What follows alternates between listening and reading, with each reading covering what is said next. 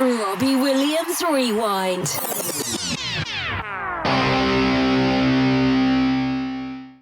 Welcome to Robbie Williams Rewind. We are the champions. I'm Matt. And I'm Lucy. And along with help from special guest fans, we take you on an in-depth rewind through the solo career of multi-award-winning singer, songwriter and entertainer Robbie Williams. Hail Keanu.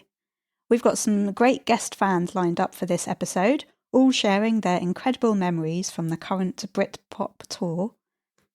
With Rob's 2025 tour starting on the 31st of May in Edinburgh, he said on stage in Manchester that the tour would be 55 dates in the end, and that it would be heading to Australia, New Zealand, South America after Europe.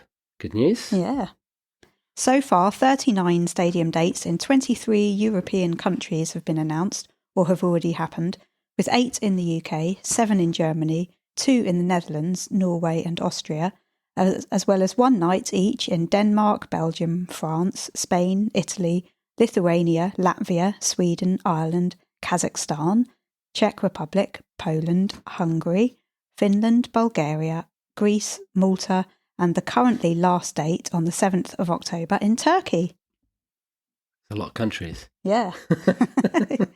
It's good. And mostly all stadiums as well, which is amazing. At this point in his career, he's doing amazing. Yeah. So it's been a really exciting week in Robbie land this week because Robbie has announced the release date of the Britpop album as the 10th of October. Yes, we've got the date. And they released Spies as the second single. Yeah, that was the one I wanted to be released. It was. You said that from the beginning. Yeah, brilliant song. Yeah. You enjoying listening to it? I am. I've been listening to it on repeat. Yes. As I always do. Mixed in with a bit of Pocket Rocket. Yeah, and Rocket. And we should talk about Desire. I forgot about that he was on the FIFA World Cup final. Yes. Singing Desire with Whatever Laura. that FIFA World Cup thing actually is, not being a football fan, not quite sure what it's all about. But there we go. Yeah, he was on it, wasn't he? That was quite worldwide exposure. Yeah. Although the commentators didn't really talk about the opening act or... No, I didn't even mention him credit in the the slightest. singers or anything like that, which I found very, very odd. Even the UK commentary team didn't really talk about it. But no, didn't mention him at all. Even when he popped up and sung, they didn't say, "Oh, and that was Robbie Williams." But they were there, and I thought they did a great job. Must have been quite a nerve-wracking performance. Yeah. No band around him, just him stood out there on his own for a bit. With Laura, yeah. Well, she came out afterwards. He started on his own, so... Yeah. Yeah. And also liked the white and gold tracksuit. That was nice. Very good, yeah. And weirdly, he was singing in front of President Trump, which I just find a bit mind-boggling. Yeah, it is. And then what else has happened this week, Matt? We were very fortunate to be able to ask Rob a few questions and check in with him on the Britpop Tour. We wanted to know how he was doing. And we got a little video from him, which we've shared on our socials. I'm sure many of you have already seen it. But let's hear a little bit from Rob now. Yeah. So the first question was, how are you enjoying the tour so far? How am I enjoying the tour so far? Well, as usual, I'm having these big adrenaline spikes and dumps. So basically, my life is totally centered around those 2 hours plus that I'm on stage. Outside of that, I haven't got the energy for anything at all, even to nod or maybe to nod. But I've just caught up because I had a big sleep. Ida came last night, so I couldn't fanny about in my room watching everything and listening to everything. I had to turn off my computer and try and get to sleep, which I did. So the tour itself, I've never been so good, and I've never felt so good, and I've never responded to the trials and tribulations so well. That doesn't mean that there aren't trials and tribulations, because they are. You can't create all of these drugs inside of yourself every night without there being some sort of payment. So far, so good. But we're still at the start, you know. And I know which ones have been my favourite audiences. And I know which ones have needed to do some work on themselves. Love that last bit. So there's a few bits I wanted to comment on there. Fannying about Yeah. in his room. That made us chuckle, didn't it? Yeah. And then the fact that he was talking about the good and bad, not bad, but the crowds that needed some work, did he say? Yeah. And then just as we're recording this, he put out a post today talking about his favourite crowds. And he said Copenhagen, London, Friday night, Barcelona, Italy, Manchester, second night. Don't get me wrong, every crowd has been very special in its own way, but some just have that extra 5%. You can't help but notice it. Some audiences are what I would call polite. They're having a great time, but they take it in differently. It just makes me laugh. That's basically what he's talking about, isn't it? Yeah, absolutely. And you would notice it. Yeah. Different crowds act in different ways. We even see it. Yeah. Some countries get a little bit more wild than others. Yeah. So, Luce, what's the next question? Next question that we asked was, your family photos feature in the show. How does that make you feel? Feels wonderful. Turning round and getting to introduce the world to the people that I love the most, that I'm doing all of this for. And it reminds me why I'm here and what I'm doing this for. When I've been either playing with or dealing with anxiety whilst I'm on stage.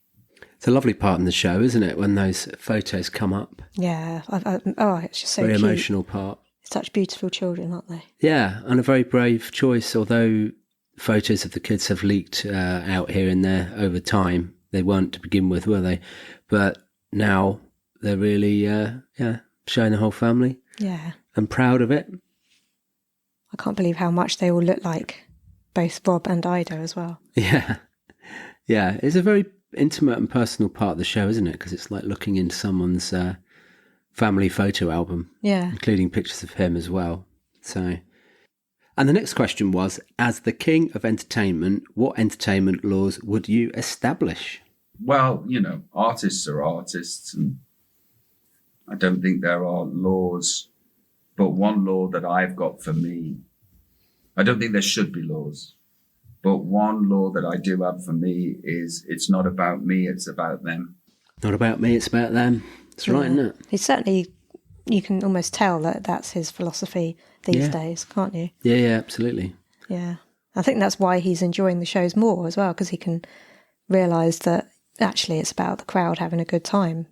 That's the most important sort of aspect that he needs to focus on.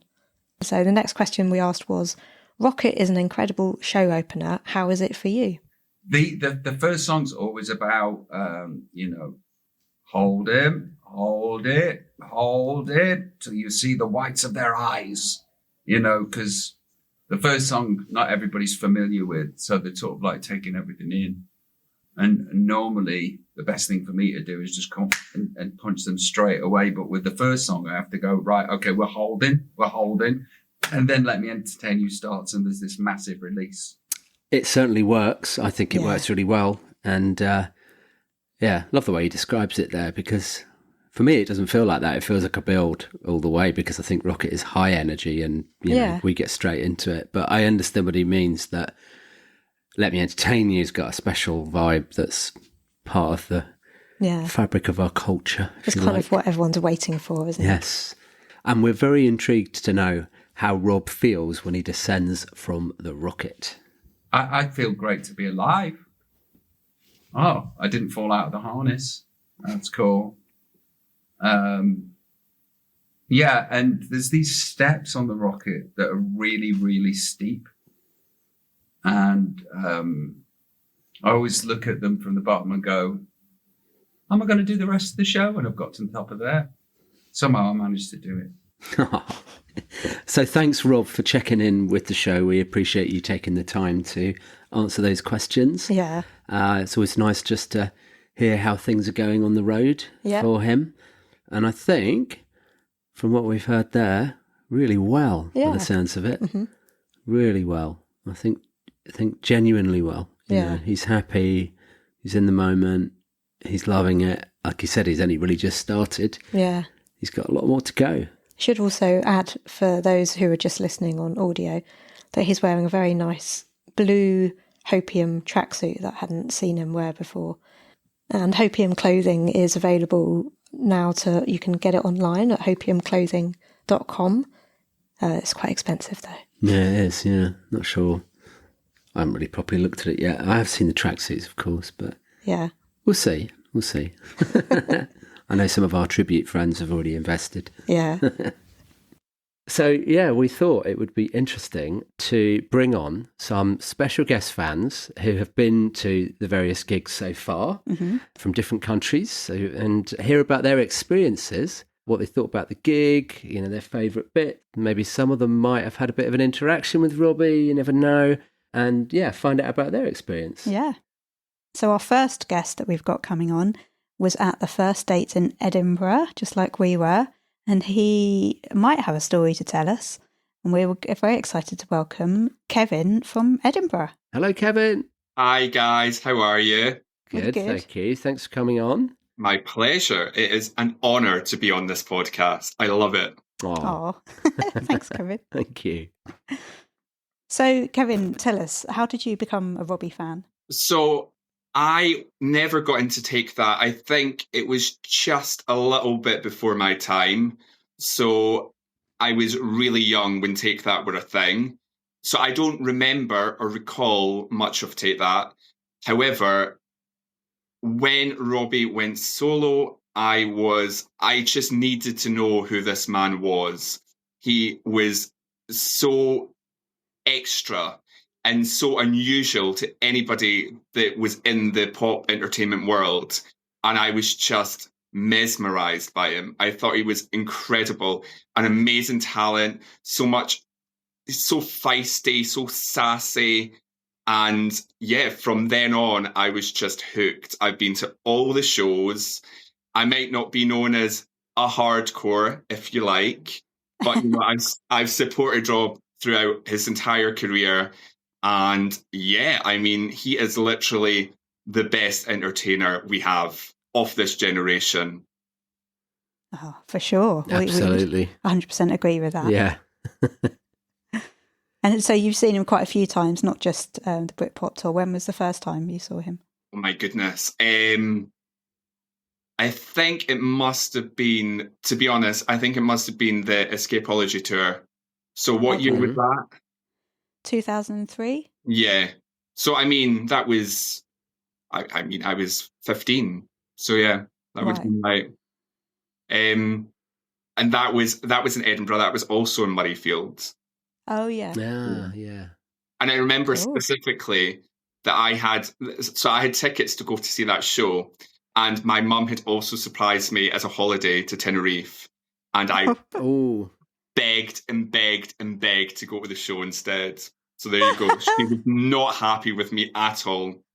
But yeah, I went to see Rob instead of going to Tenerife. That's a true story. That is amazing. If that's not dedication, I don't know what is. And she always remembers that story. So she was very, very excited when me and Rob had a little bit of interaction in Edinburgh. I think, I think she was owed it for the disappointment all those years ago. So while we're on the subject, tell us about your Robbie moment on the Britpop Tour. What happened? Oh, it was absolutely crazy. So we had obviously queued all day, so we were right at the front. As you know, I won't settle for anything less. And I have lived abroad and I am a little bit tanned. So I'm very and tall. So I'm very noticeable when I'm stood right on the front row. But as I say, I've been to Rob gigs before. He's never spoke to me or anything like that. So I was just, stood there minding my own business, as you do, singing along to the songs. And then all I could hear was, You're tanned. You're really tanned. And I was like, oh my God, he's speaking to me. And it was so weird. And he was like, is it spray tans? And I've never been for a spray tan in my life. But I was, Yeah. And then I felt the camera like run round in front of me, and all I could see was like my face on the big screen. And while he was like just there, like chatting to me, and he was telling me to flash a smile, but I couldn't hear what was going on. Like my mind was just like blown away, and it was so surreal. And what sort of felt like what ended up being just a few minutes felt like he was stood chatting to me for like the whole show. It was so weird. And then and I mean, there's not many people that can say that they've been called fucking beautiful by Robbie Williams. That's true. Yeah. So it was Lovely. It was so surreal, and it was crazy. Absolutely. And then when I got home, so I walked home because I don't stay far from the stadium. Right. And obviously all the buses and taxis were just ridiculous. So I walked Yes, they home, and were.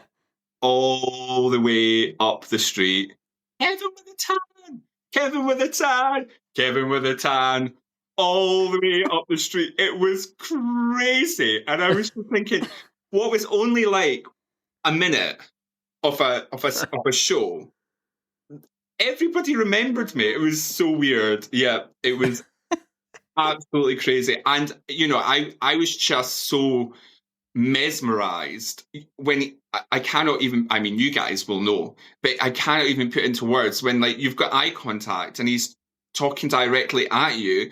And I mean, it's such a big place, and I couldn't hear what was happening because I was just like, you know what I mean? I was just sort of taken into a different world. It was so bizarre. So there we go. Kevin with a tan, which I kind of feel I will never live down for the rest of my life. I was walking my dog today. This is a true story, actually. I was excited when it happened because I was like, oh, that's a story for the podcast. Walking my dog today, headphones in, and a woman just tapped me on the shoulder and she went, "Have you recovered since Robbie Williams? That was amazing, wasn't it?" There you go. Absolutely. Oh, God. Yeah. So, you obviously have a very recognisable face that people can just remember you. Apparently so. And then it was my birthday on the 12th of June, and someone thought it would be hilarious. I still don't know who's done this, by the way, to send me a birthday card, because obviously he put up the Instagram picture of me holding out and him holding my hand, which was amazing. It's my favourite photo of all time. And they've put it on the front of a card and put inside it, "To Kevin with the tan, stay iconic, lots of love, Robbie." That is iconic. You got some good friends by the sounds of it. Yeah, I mean, yeah. I did try to sort of fool myself for a little bit. I was like, no, it was definitely him. Definitely him. Yeah. Well, sorry, no. Oh, I mean, Rob as a friend. Yeah, that's what I mean. But it was such a surreal experience. And you know, when he said that, asked me if I would do his eyebrows backstage, definitely up for it. Next time he's here, I'm going to pull him up on that offer. You need to have a sign or something. Yes, it's me with the eyebrows. Let me backstage. But yeah, it was my socials. I mean, you guys might know, Lucy might know, but I'm a huge Spice Girls fan. Huge. Mm-hmm. So I'm in the Spice Girls fandom like you guys are in the Rob fandom. Like, that is my thing. And I've had many shout outs from Victoria Beckham on her Instagram and stuff, lots of things over the years. And I have never had the amount of messages and comments as what I did that night when that happened in Edinburgh. That just was mental. I couldn't believe it. It was so crazy. So yeah, and people were messaging me to say that was one of the best moments in the show, and I'm like, what? Like, you see Robbie Williams and him commenting on my tan was one of your favourite. So funny. It was so funny. It was such an amazing experience. It must be lovely because it was your home gig. Yeah. And so you were there, and obviously thousands of other people that knew you were also there. Yeah. And what was even more special about it is because it was the first gig, so we didn't know. I'm the worst for looking at set lists and stuff, and we didn't have any spoilers, so you didn't know what his sort of interaction was going to be like. We didn't know what songs were going to be sang, and I think that always makes it even more special that it was the first night of the tour that happened to me. Yeah, Yes. definitely. Yeah, it was definitely a special gig especially for that reason as well. It was amazing. It was an amazing gig. I honestly believe that and you know what it's like. We say it every single tour, and we say it after every single performance. Oh, that was the best he's ever been. But I honestly do believe that is the best he has ever been. Like, he is just, and it's so, since we've obviously watched the Netflix documentary, and since I've been educated on things that I didn't know about, it's so amazing to see how content he is and how happy he is within himself. And it's not even about words. Like, it shines from him. Like, you can see it within him that he is in a really, really good place. And he, once again, is enjoying what he does. And I just think, if you enjoy what you do, then it reflects on everybody else, doesn't it? Yeah. Definitely. You project it. Yeah, you feel it and you connect with it. And I think even in a massive stadium, I mean, we were quite a way back from you because we were seated in Murrayfield. Yeah. But yeah, you felt it. You really felt that connection. Yeah. And clearly, we like being at the front. I mean, seated was okay, but also, I feel though that it's also nice. I mean, I love being at the front, but it's also really nice to be at the back, like to be sitting, because you can see the whole stage. Yes. You're not stressed about like queuing all day and stuff, and you can as long as you've got another stand-in like lined up. It's nice to see, like, because you sometimes don't appreciate the stage setting so much when you're so close. yes, Yeah, it's true. Very true. So it's nice to see the whole surround, and the stage was amazing. And it's nice to see it all like that. I agree. We could certainly see your face on the giant screen quite clearly. So that was a lovely moment. It really was. Because when he started talking to you and they started showing your face, I was like, as soon as you appeared, I just was like, "It's Kevin!" Yeah, because before he asked you your name. Yeah, and then I started recording straight away because I was like, "Oh my god, I've got to send it to him." Bless you. It was so crazy. Honestly, it was so surreal. The only thing that I didn't like about it is, as soon as it happened, I then couldn't really concentrate on the rest of the show. Do you know what I mean? Like, it was so in my mind. Every time I kept telling my friend, I was like, he spoke to me. And by that point, she was over it. And she was like, shut up, he's done. And it was in my head the whole time. Like, I just kept replaying it. And I wish that I could have had a little bit more, answered him properly, or had a little bit. I wish I'd been like, my teeth aren't as good as yours, but mine aren't fake like yours, or something a little bit funny. Yeah. But I was so startled. I mean, anybody that knows me will know that I am not shy, and I am quite a confident, loud person. But my God, he startled me. I watched the video. I looked like a rabbit in headlights, and we're so funny. So special. But that was brilliant. Because I was like that, I think that's what makes it even more special, because people can see how excited I was. Yeah. Oh, yeah, absolutely. We could. 100%. Yeah. So do you have a favourite part of the show? I mean, obviously that's your favourite part, but if you think about the actual show, what do you like about the show? Are there any particular standout bits? Thank God I went to Bath so that I can answer this question, because that I ended up doing more of it. What happened? What actually happened. I mean, to be honest, I loved it all. I know that's so cliche, but I did. I loved the outfits. I loved the pink. It was amazing. He looked incredible. Obviously he's got to cater for the general audience in a show like that, so it's all the songs that we know rather than some of the rarities that some of us would like. But it was, you've got to expect that from that kind of show. It was all incredible from start to finish. I thought the AI stuff was hilarious, genius. And I liked how he the intro was like, what AI is doing to the world. And then doing it in the show and sort of making fun of it. I thought it showed a sense of humour really well, and it was hilarious to see Robbie at that age. What the hell was that about? He looked like Martin. He looked like Martin Kemp on acids. Yeah, that's what I thought. Yeah, but oh, it's hilarious. I mean, all of it was genius. I love My Way and that kind of era. So I loved that. I always feel that's, as much as I love him as a pop star, that's what he does best, like that kind of stuff. I think it works so well with his voice and his whole persona and his character. He's just such a gentleman, isn't he? And he's such a charmer. And I just think to be able to pull off something like that and to do it with such style, it always, I enjoyed that. I enjoyed it all. I enjoyed all of it. I mean, I would absolutely give my right arm to hear Into the Silence live. I'm so jealous of anybody that has had, because that's my absolute favourite Rob song ever. Oh, yeah, I love it.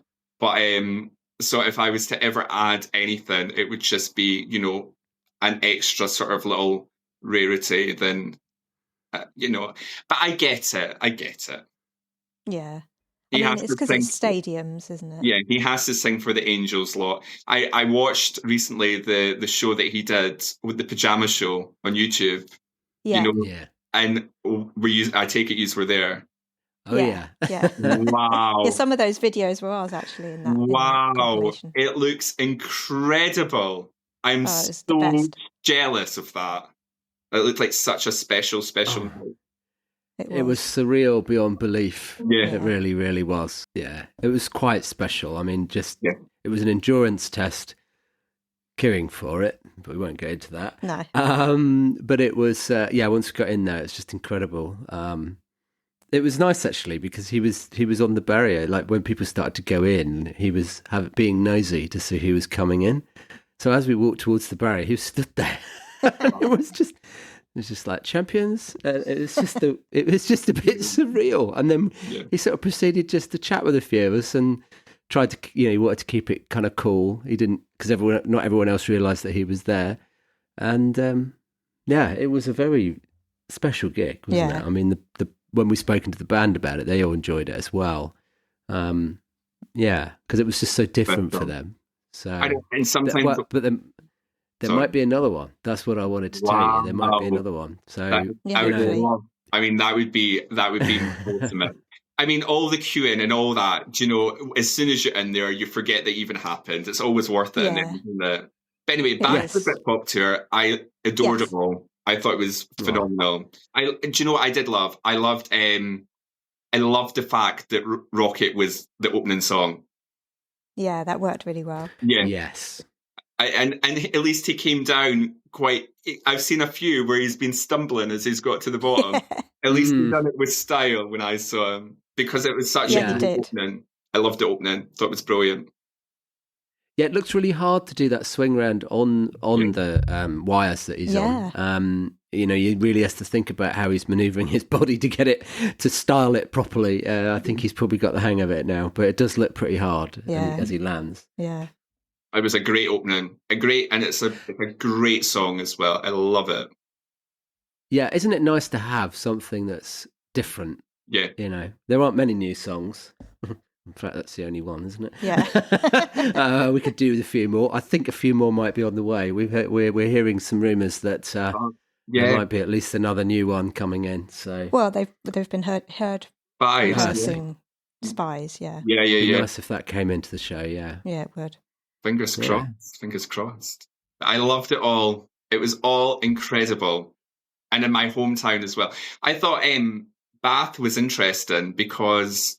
You were at Bath, of course. I saw you. Yeah, we were, yeah. Bath was interesting because it was such a different audience, wasn't it? Very much so. Yeah. And he picked up on that immediately, didn't he? Yeah.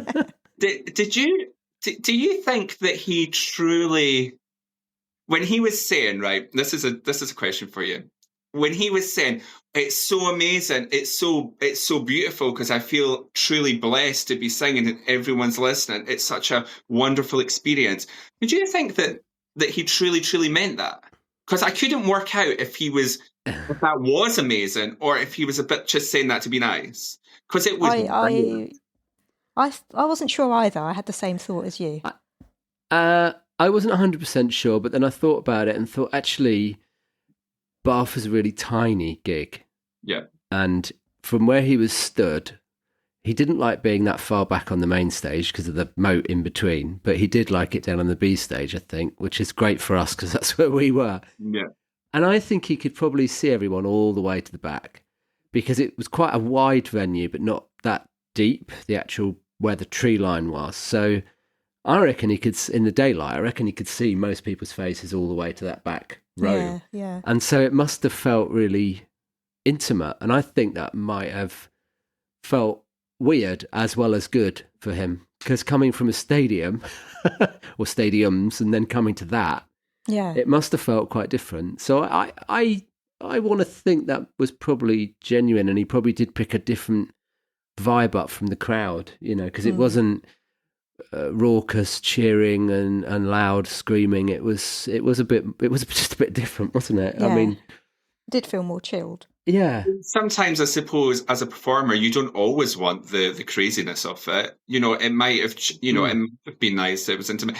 It's just, it for me, it was so surreal because nobody knew any of the words. Like, I'm not joking. Because we were obviously... Oh, he kept telling us to quieten down, didn't he? Yeah, the front. Mate, so let the others sing. So he could see whether the back knew the words. I couldn't believe it. And it was so funny because obviously when we arrived in Edinburgh, everyone was sat with their tenants. And then when we arrived in Bath, everyone had their Marks and Spencer sandwiches and their water. It was so funny. Oh. Yeah, I mean, maybe the crowd was different because the Royal Crescent itself is a draw, because there's not many concerts that happen there. They're all quite special, the ones that do happen. That stage is not there the whole time. It's put up each time. So maybe there was a group of people there that just went because there was a gig at the Royal Crescent and thought, Robbie's good. Yeah. We'll go and see that. And so you probably had people there that, like you say, that absolutely didn't know the words. They probably enjoyed it, but they weren't singing along as Rob always expects. No. Yeah. I mean, it was got told off. For sure, a big deal. I mean, when we went to the shops to get crisps or whatever during the day, all the shop people were buzzing to talk to us about, oh my God, you've come all this way. Oh my God, how much did you pay for your ticket? That's amazing. They were so interested because it's obviously such a big thing for that place to hold. As you say, it doesn't happen all the time. So I guess we're going to get a lot of sort of casual fans, people that like Angels and Feel and no, but it was good. I enjoyed it. I liked the fact that we didn't have a B stage in Bath because obviously I missed a good few songs when it was Edinburgh. The C stage, C stage, sorry. Yeah. What did you think of Michelle? Oh yeah, she was good. Yeah, she sung really well. Yeah, it seemed to go down okay. Yeah, she seemed to get a rousing applause and welcome when she came on. What did you think? No comment. Not so sure. I would have preferred 5, to be honest. Oh yeah, I would have preferred 5, 100%. I'm gutted I missed that moment. Well, you'd have preferred Ollie Murs. You missed Ollie Murs I'm annoyed I missed on the Ollie. next night of Bath. Sure. I didn't think she was very good. Oh. No. Okay. I didn't think she was very good. And I'm a bit embarrassed that she is our sort of national... I mean, I would have preferred Susan Boyle, if I'm totally honest with you. But obviously I know they're friends and I get it. But yeah, I didn't think she was great. And, she can sing. I wasn't, I loved the lottery winners though. They were great. Oh, they're amazing. Yeah. He was great. What a fantastic act. I mean, brilliant support for Robbie. Absolutely bang on. Yeah. I mean, and Tom's so funny. Yeah, he's off his absolute head. I love it. He made me laugh so much. And when they were all getting him to get his knees out and stuff, I didn't know what was going on, but I loved it. Yeah, that was hilarious. So confused. And he obviously they do a similar set. I'm sure they tweak it a bit, but he gives a different spiel at every show. Well, every show we've seen so far, what we've seen 4. Yeah. It's slightly different not slightly, quite a lot different every time. Yeah. So it's very entertaining. And I think some of it's he's nervous on stage, and obviously he talks about his ADHD and things, but he is just really, really funny. And so it really warms you up well for Rob and the band. He's an absolute, he's a star. Do you know what I did think in Edinburgh? And this isn't against Dragon Boneman, because his vocals were incredible. But I felt in Edinburgh, because obviously, and the rain didn't help, to be fair, but we had lottery winners who I didn't know anything about. I didn't know what I was going to see. I was like, who the hell are the lottery winners? What is going on? And I was like, wow, brilliant. I loved his energy. I liked the songs. His charisma was incredible. I could have watched him for ages. And then I felt a little bit when Rag and Boneman came on, even though his, as I say, vocals, you cannot fault, I felt that he just took the mood down a little bit, because the mood had been so high. I feel that you should then get higher before Rob comes on. But I just kind of felt that it was so high and then it sort of dipped. But, you know, the rain was atrocious. And we kind of felt that as well, even from the seats. Yeah. I think when you have someone that's so energetic and so charismatic, that's running about the stage, going wild and getting everyone screaming, to then have someone who has got very, very, very good vocals to be stood back and not sort of speak to anyone and just sort of stand there, it has to be higher and higher, not higher than lower. Yeah.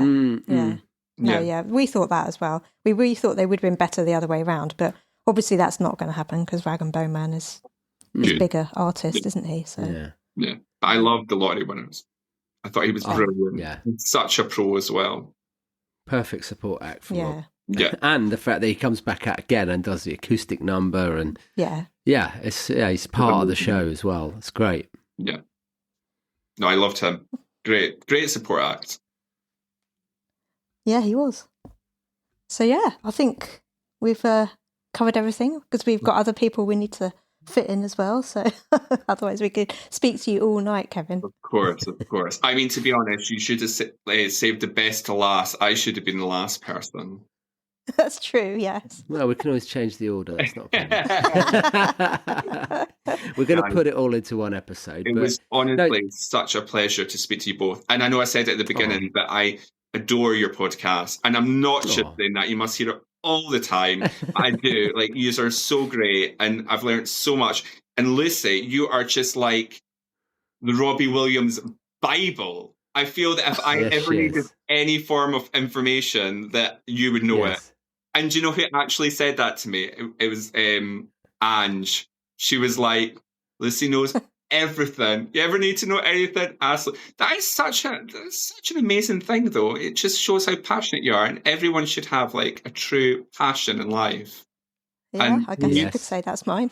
Yeah, I mean, music is so powerful that if that's your passion, then it's a bloody good passion, because music can just take you to anywhere in the world.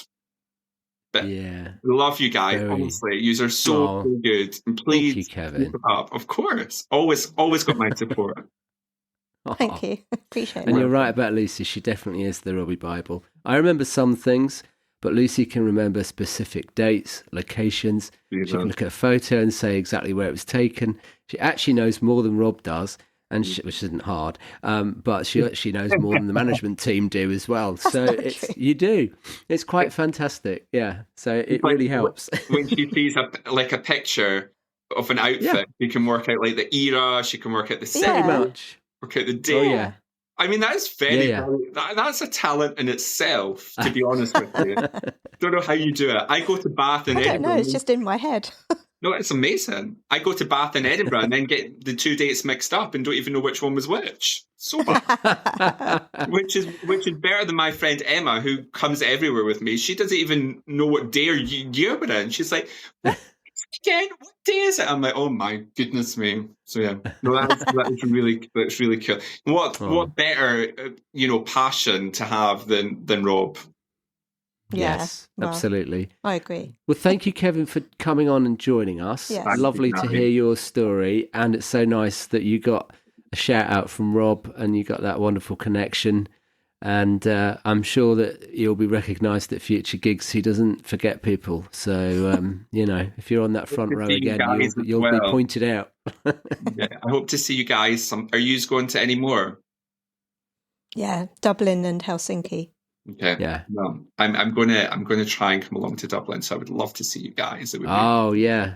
Yeah, Dublin is amazing. That's the best place to go for a gig. So Yeah. apart from Edinburgh, of course, but Is it cool fun? Yeah, I think so. it is, isn't it? Yeah. Yeah, it is. Yeah. Amazing. Okay. Thank you, guys. All right then, Kevin. Thank you very much. Lots of love. Cheers. All right.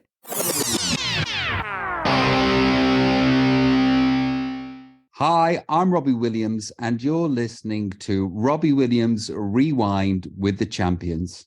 So it's really nice to talk to Kevin. So now let's speak to a couple of other people who have been on tour recently, who we have known for quite some time, Levka and Shirley. Hello.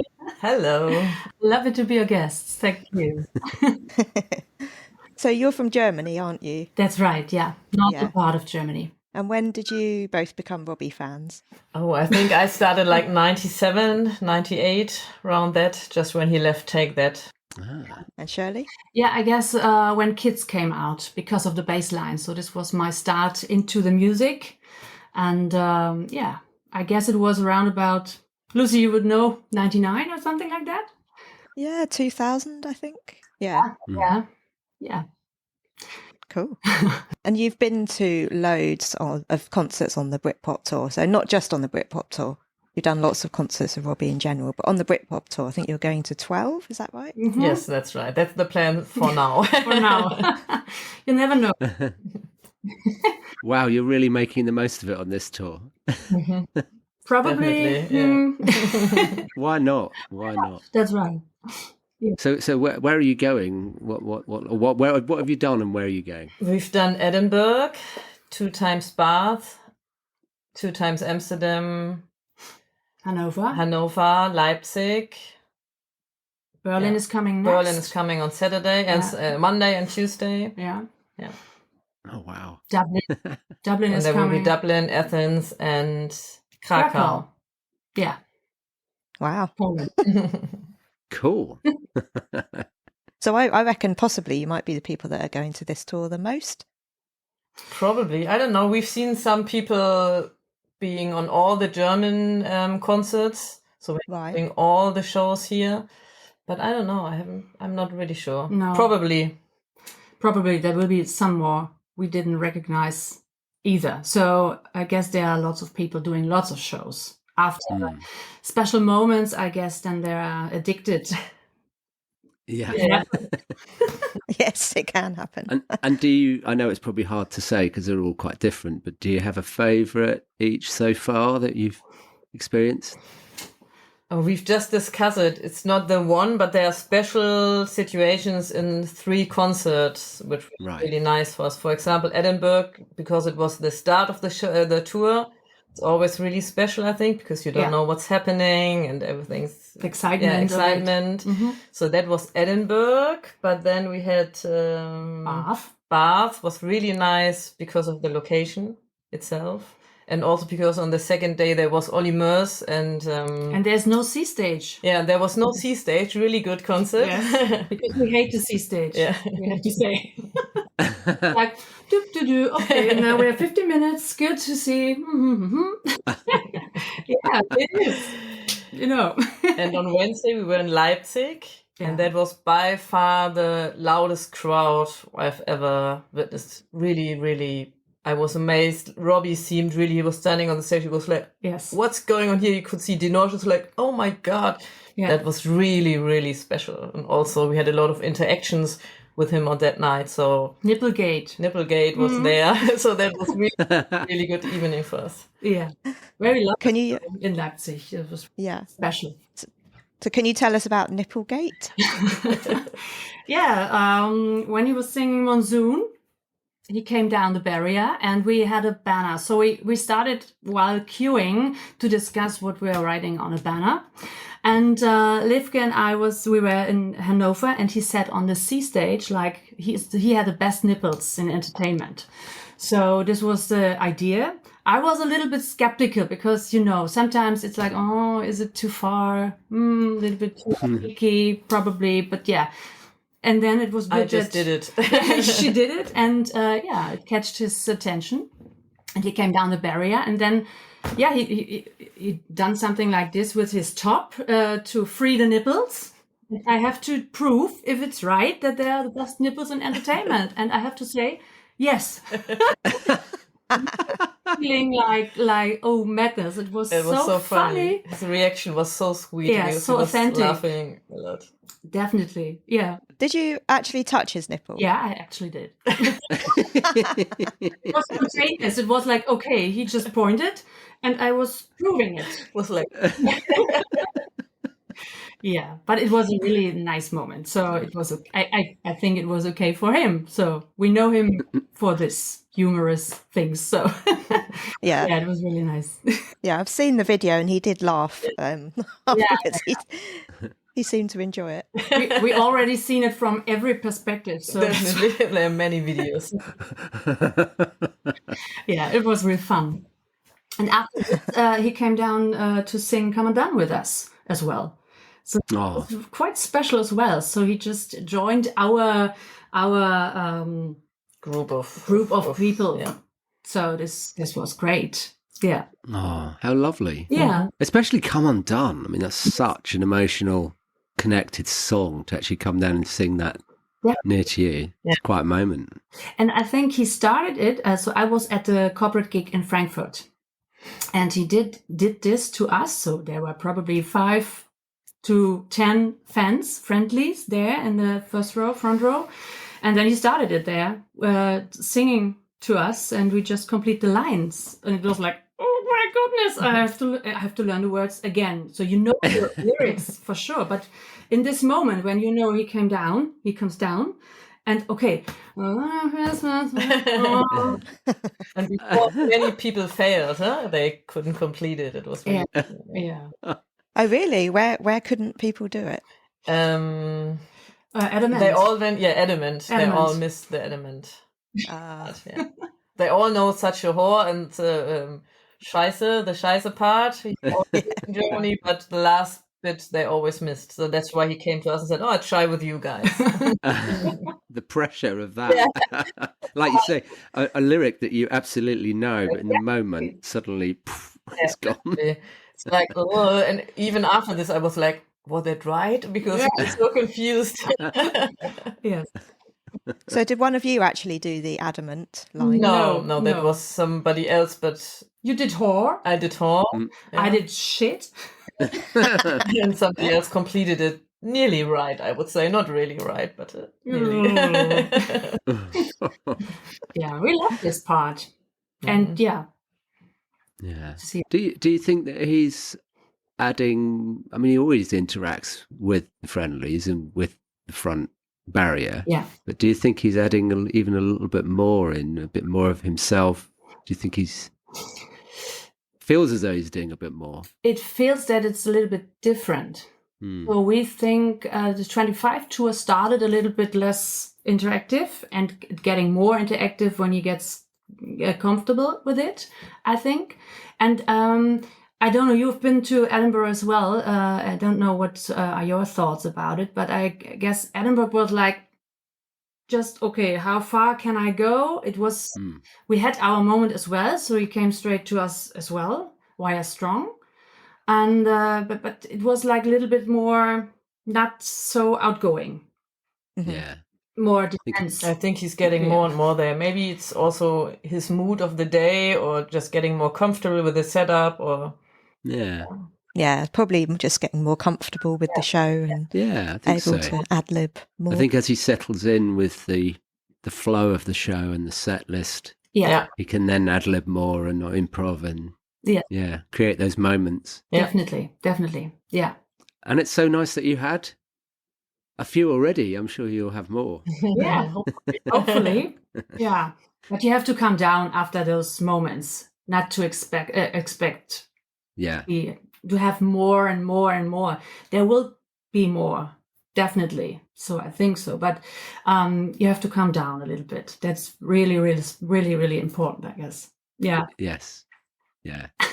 And are you enjoying the lottery winners? It's a great support act. We love the lottery winners, and we feel responsible for being their fan group everywhere where they're not so well known. So were called the Spice Girls in Leipzig because there's a song, Turn Around, where the little choreography is coming out, and you have to sway at first. Yeah. To the right. Yeah. And we were 3 or 4 girls and just doing this. Before he even started, so we started it already. Yeah, we only hear 3 to 5 claps. Notes. Yeah, notes. Yeah. Thank you. Yeah. And we just were swaying. And he recognized us. And this was really a funny moment. And then we were the Spice Girls, and Levke was Lemon and Curd. I don't remember the first one. I don't remember that one. And then I was Old Spice. I was, okay. But Old Spice is it like a perfume or something? Yes. Oh, yes. Yeah, aftershave. Yeah, so he always said, "Oh, you're my favorite spice." So My Spice. My Spice. My spice. Yes. Did you name yourselves or did he name you? He did it. Oh, he did. Right. Okay, I get That's it. funny. Yeah, that sounds like Tom. Before I was his Disco ball because I was wearing a silver shiny top, and he picked me up and said, "Oh, disco ball," and always said, like, "Disco ball, is it right?" And I said, yeah. And I had a sign with Dildo King. And the thing was, it was one gig after Werchter, but it wasn't about Werchter, but we didn't realize that, he signed a dildo. So Rob signed a dildo. And so Tom thought it was for Rob. Because in Bath, if you've been there, I don't know if it was the first or the second night, he was always making jokes about dildos. That must have been the second night, I think. So we made this sign for him, but he misunderstood it and thought it was for Rob. But I really love them. I think they're one of the best opening support acts he's ever had. Like, Ollie Murs was also great, but I really love him. Much better than Lufthaus. Sorry. Much better. Oh, I don't like Lufthaus. They really suit his style, don't they? They really get the crowd going. Tom's got an amazing sense of humour, very self-deprecating, similar to Rob. Yes. Just funny. Yeah. I'm intrigued, actually. So you really like them. How do you think they're going down in Germany, for instance? Because obviously I don't think they're all that well known there, right? No. Or are they? But they just changed some of the locations to a bigger venue here. It's still not like big, but like 1,000. Oh. So I could see them change locations in Germany to bigger venues. Still small, but I hope they're getting more attention. Yeah. And do the crowd really go for it once they get everybody going? Yeah. There was just one night where it wasn't that good. I think that was Amsterdam, the first. I don't remember. I thought, what's wrong with you guys? But on all the other shows, they really get the crowd. But I think Tom was insecure at this evening a little bit more than on the other dates. Maybe. Maybe. Yeah. They're funny. Will you have them here as well? Yes, we're trying to arrange a time to speak to Tom. Yes, we've been trying we will to get speak there to him. eventually. Obviously, they're quite busy at the moment, but he is in contact with us, so we're trying to just nail down a date and a time to do it. Yeah. We have selfies. Yeah, we met them in Bath. They came down the queue. Yes. Yeah, we saw that. Yeah. What? Yeah. They were Lovely guys. Yeah. Definitely. Yeah, definitely. So what's your favourite bits of the show in general? What do you like about this tour? So the opening, of course. We love Rocket. It's a shame that he's not doing it in the middle of the set, I guess. Because, it's good to have it as an opener because the openers of all shows, they are bangers. But I guess maybe when he could put it in the middle to, I think it would get more attention also for people who are not so familiar with his songs and him. I think he's losing a bit more of the usual fans, not fans, usual guests over there. Because I heard people saying on TikTok, I didn't realize he was playing a new song. Mm-hmm. Yeah. Yeah. Yeah. Yeah, the little critique is that we didn't really know what it is. The Britpop Tour, Betterment Tour, Best of Tour. So it's, you know what I mean? It's we love the tour so far, definitely. But I don't understand we hope for the more concept. stuff, definitely. I don't understand the concept over this tour. It was a Betterment Tour. Suddenly it became a Britpop Tour. But then there's just one new song. So it's a bit like, what are you doing over there? I don't know if it was ever titled as a Better Man tour though, because it always said it'll be new music as well. They always said there'd be new music. It was here called a Better Man. Oh, was it? Oh, it wasn't here. They never. It was also the monkey always on the flyers and everything, and just overnight it became a Britpop tour, and we were like, "What's happening here?" So the branding changed. Yeah, definitely it changed. Interesting. Yeah. Mm-hmm. Yeah. Over here, they never really used Better Man branding. No, I know there was talk. About it because I can't remember who we were talking to, but someone was saying about obviously the brand of the film is quite well known. Yeah, and there was speculation as to whether they would call it Better Man here. Yeah, because they would be riding off the back of the success of the film. But yeah, then it suddenly became Britpop. Yeah. But yeah, I think the timing of album release tour kind of got a bit messed up somewhere along the line. I think they were hoping possibly for the album to be out in time for the tour rather than after the tour. Yeah. But hopefully we've got some new music coming in. Yes. Oh, they played. We've heard song, at the soundcheck last time. Yeah. What were they playing? Sorry, a new song for the soundcheck. They had a new song playing. Spies. Was it Spies? Oh. It was. Oh, it wasn't. Oh. It was something you guys may know, but you could sing it for us if you want. We heard it starts with P. But P. Someone else said with B. Yeah. Yes, but we heard the melody at a former show from somebody, just like melody, and it was the melody. So that's why, he just rehearsed it. Yeah. Oh, interesting. Yeah. Yeah, I think there's definitely at least one new one that's going to be incorporated in. Yeah, I hope so. Yeah. That's what we're hoping for. Yes. I think it's a good thing for the Australians and the people in New Zealand and South America, where apparently he's going later, because I reckon they'll get more new music. So although they're having to wait and suffer watching us all go now, they'll probably get a slightly different set list with more new music. Okay. Such a shame. So now you're thinking of going to Australia. Also such a shame that he's cutting songs off now. Yeah. He already cut off Old Before I Die and Better Man off the set list. Oh. But he didn't do Better Man everywhere, did he? He did it in Bath.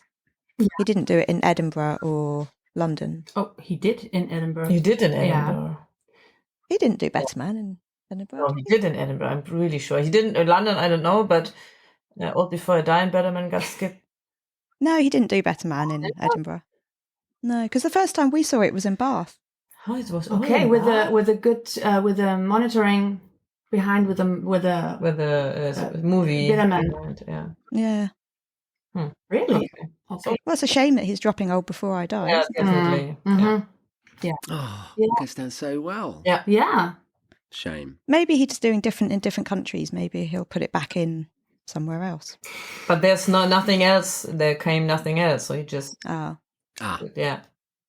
Well, because he's doing more moments and more going down to the crowd, that we lose a song. And now, more Nipple-gate. These people that are doing Nipple-gate are taking up 3 minutes.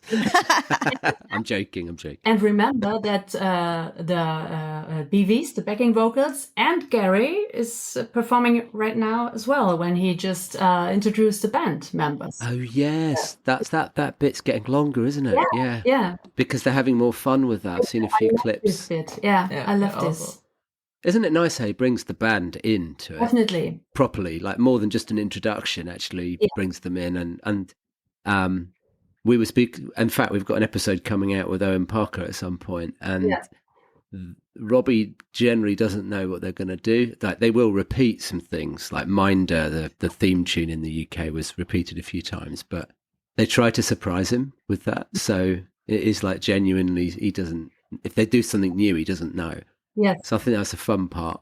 I think it's so funny to see how much fun it is for him as well. Yeah. And sometimes he doesn't know the lyrics and just singing. He's having so much fun. I love it. Yeah. So what would be your favourite? So I know each gig is slightly different, as we've just discussed, and the set list has changed. But have you each got like a favourite moment or moments within the actual gig itself? Within this tour? Yeah. So for me, it's the giggles after Nipple-gate. Yeah, this was really nice. I would agree. That was the best moment. Yes. Yeah. And all the interaction around this gig. Yeah. The crowd was amazing. Yeah. Yeah. Definitely. And so you both need to tell us this because we ask everyone, what's your favourite Robbie song? I really don't have a favorite song. It always changes with a new album or like my mood, what's going on in my life. So I really can't say I have this one song. We just discussed it before we started. Yeah. I don't. There's some songs which are always emotional, like Nan's song, but I wouldn't recall it my favorite song so far. So I don't have any. I'm sorry. I understand. I can tell you the most I hate. The song I hate because it's Candy. Oh, no. I hate Candy. So everyone who knows me, and I'm like, oh my God, Candy. I hate this song. It's too poppy. It's too commercial. It's too. It was really funny on the 25 tour when it came up. Yeah. We were all like, oh, it's Candy coming up. I hate this song. I'm sorry. I'm sorry, Rob. You can't like everything. No. No. I like Candy. Yeah, it's okay, Lucy. But I can say I like Eyes on the Highway a lot. Oh, yeah. Very special for me. Eyes on the Highway. Yeah, but I can't name you just one song. That's impossible. But if I have to name one song, it's Eyes on the Highway. Okay. So you need another Under the Radar gig for that one, then. Please. Yeah, definitely. Yeah. We keep trying to influence that. Please. So Please. some of the band are interested in doing it, and I hope Rob is as well. I think Yeah. Rob is as well. But it's fitting it in. I'm sure it will happen. Yeah. Yeah. Fingers crossed. Fingers crossed. So have you both met Robbie? Yeah. Yes. Yeah, there were some occasions where we've met him. Yeah. Yeah. Yeah. Different times. 3 times Right. Mokko opening, and in Cologne, and in At the London again at the premiere. So they were. So do you want to tell us what Robbie means to you? Oh my God. Oh, that's a hard one. Yes. I think it's like he says, we went with him through so many different phases. So it's seems like there is a connection, even if there really isn't. I know this, but it's like means a lot. Yeah. Like a growing old with him. Yeah. And like a companion in every moment. And when you hear the music, you feel connected. When you see him right through the eyes, there's just, it's so deep feelings that come through. So he is, he's so special to look at. Yeah. He got so much in his face and his mimic.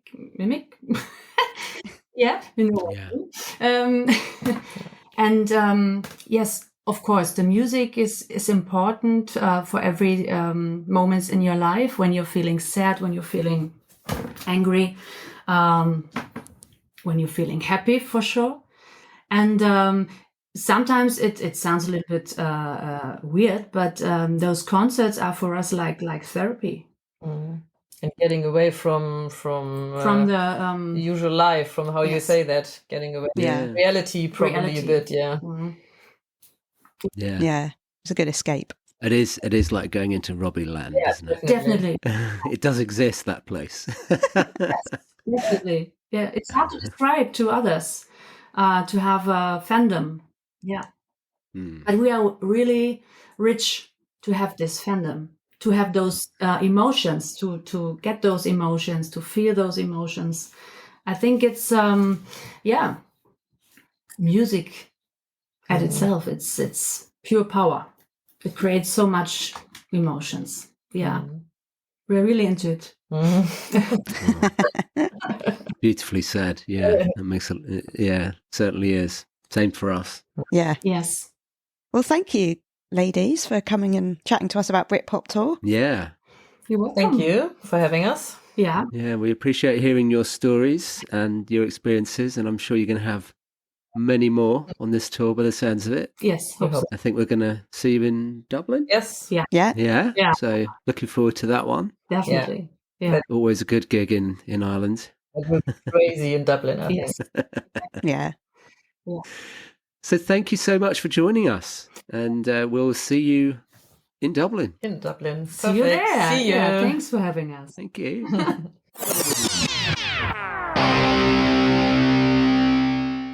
Hi, I'm Robbie Williams, and you're listening to Robbie Williams Rewind with the Champions. And now we've got Edgar joining us from Spain, who has got a particularly exciting story to share with us. Hi, Edgar. Hello, Edgar. Hi. Hi, Ma. Hi, Lucy. How are you? We're good, thanks. Good. It's nice to meet you. Good. It's a pleasure. It's a pleasure to meet you too. So you went to see Robbie in Barcelona, didn't you? Yeah, I did. I went with my friends, with my wife, and and then the rest is history. So before we get on to the story, I think that the group of friends that you went with, there's a story there as well, isn't there? With my friends. Yes. Yeah. We met. There was a competition, 2008 on Facebook, just to go to the Apple Music's concert. He did a set of 5-6 songs, I think. Mm-hmm. And there was a competition. We were winning. Then a girl appeared, and then she overtake us. She did overtake us, and she won. We didn't go. Then we thought, oh my God, this girl. We don't like this girl. Then at the end, we became a very close family, and now we're friends. Because I don't know. That's the power of Robbie, I think. Yeah. So that's. So you did end up going. You did end up winning as well as her. No. We were second. Yeah. Oh. Yeah. But then you met her. It. You met her somewhere else, did you? In a queue yeah. Or Well, something? we kept in touch because at the end, if it's a fan who's going, it's good. Yeah. Now, then we kept in touch, and well, till now. So yeah, it's a good friendship what we have now. Oh, Oh, that's lovely. Yeah. And so, how did you become a Robbie fan? We have to go to 2003, 2004. So I was 12 years old, maybe. I was 12. Here in Spain, it's very different. It's been very different with Robbie. I think now we can listen to Robbie more than before. I don't know why. And there was a new channel on TV, okay? And there were video clips all day. And then what was it? It was Feel, what they were playing all day. And I said, oh, I like this guy. And suddenly, one day I was watching TV and there was Back for Good. And I said, let me see. This guy, is it the same than the other video? yeah. Because at home, we listen to Take That. Okay, but I'm 11, 12 years old. You don't know as much as music as I know now, no? I said, oh, let's start listening to this boy, It wasn't as easy as now, because now we've got Spotify, we've got YouTube, we've got everything. Yeah. Then you had to go and buy the album. Yeah. And that's what I did. I bought what was it? Scapology, maybe, and what we did last summer, the DVD. Right. That's what I bought till now. Yeah. That's how it started. Yep. But we listened to Take That when I was a little boy, but not as much as Robbie. Right. Yeah. And have you been to a few of the tours since becoming a fan? Yeah, all tours he's done since 2008, 2009, because I was 18 by that time, so I could go alone to concerts. My first concert was on the Electric Proms, 2009. Well, you went to Camden to see him there? Yeah. Wow, amazing. Yeah. Front row. My first concert, front row, and that's the regular thing till now, no? Yeah. And that was also such a big moment for Robbie and for all the fans, because it was the comeback, let's call it, no? Yeah. And my first concert was that one, and then I went to all the tours he's done. I've never missed any of this. Yeah. For the Britpop tour, are you only doing Barcelona, or have you done other dates? Yeah. Till now, we're doing only Barcelona because I was working. Now we're going on holiday, and I didn't expect anything to happen. I just wanted to enjoy. But the thing is, when the thing happened, the rest of the set list is, I don't know, but my mind doesn't remember anything. I have to watch YouTube video because I can't remember what happened. Yeah.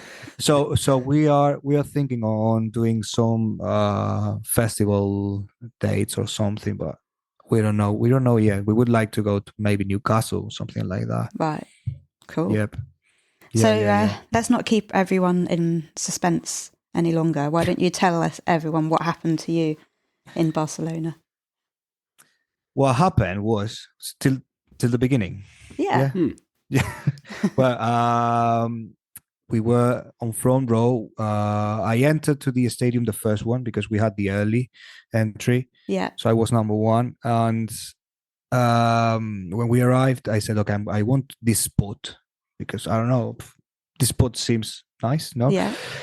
And then he went down the stairs, made my friends sing. Okay. The girls that sing at the beginning, they're all my friends. Okay. Yeah. For Come Undone. The ones we met a few years ago. Yeah. So they are, no? And I was looking at him. I said, "Oh my God, he's coming! Oh my God, he's coming! What do I do? What do I do? Should I sing? Okay." And then I started singing, and the rest is magic. Now, what happened was magical. I don't know. I'm still over the moon. I still can't believe it. I still can't believe it. Yeah, because on that moment I've watched the video several times. I don't know how many times I've watched it. And the moment he took my hand to take the microphone, so it was like, it was him. It was him, yeah, it was him. He wanted to listen to me because at the end he's got the in-ears, so he's listening to everything perfectly. I said, my God, he's listening to me, only me. Oh, well, I don't know. I don't know what happened. Maybe this is a situation, that maybe most of fans can imagine, no? Oh, if this happens, no? So your brain is already, let's call it trained, no? For that. And I think that my brain on that moment said, click, sing. Yeah. And I did. But it's a thing that you dream of, but it's not going to happen. So, yeah, I mean, it's 1 in a million. Yeah. It's 1 in a million. Yeah. So, and then, after the concert, at the beginning of Kids, he was telling, I don't know who was it, security. I don't know. After the boy who sang, I said, oh, they're going to give me some merchandise, a t-shirt, something like that. I'm so happy. Oh, they're going to give me something nice.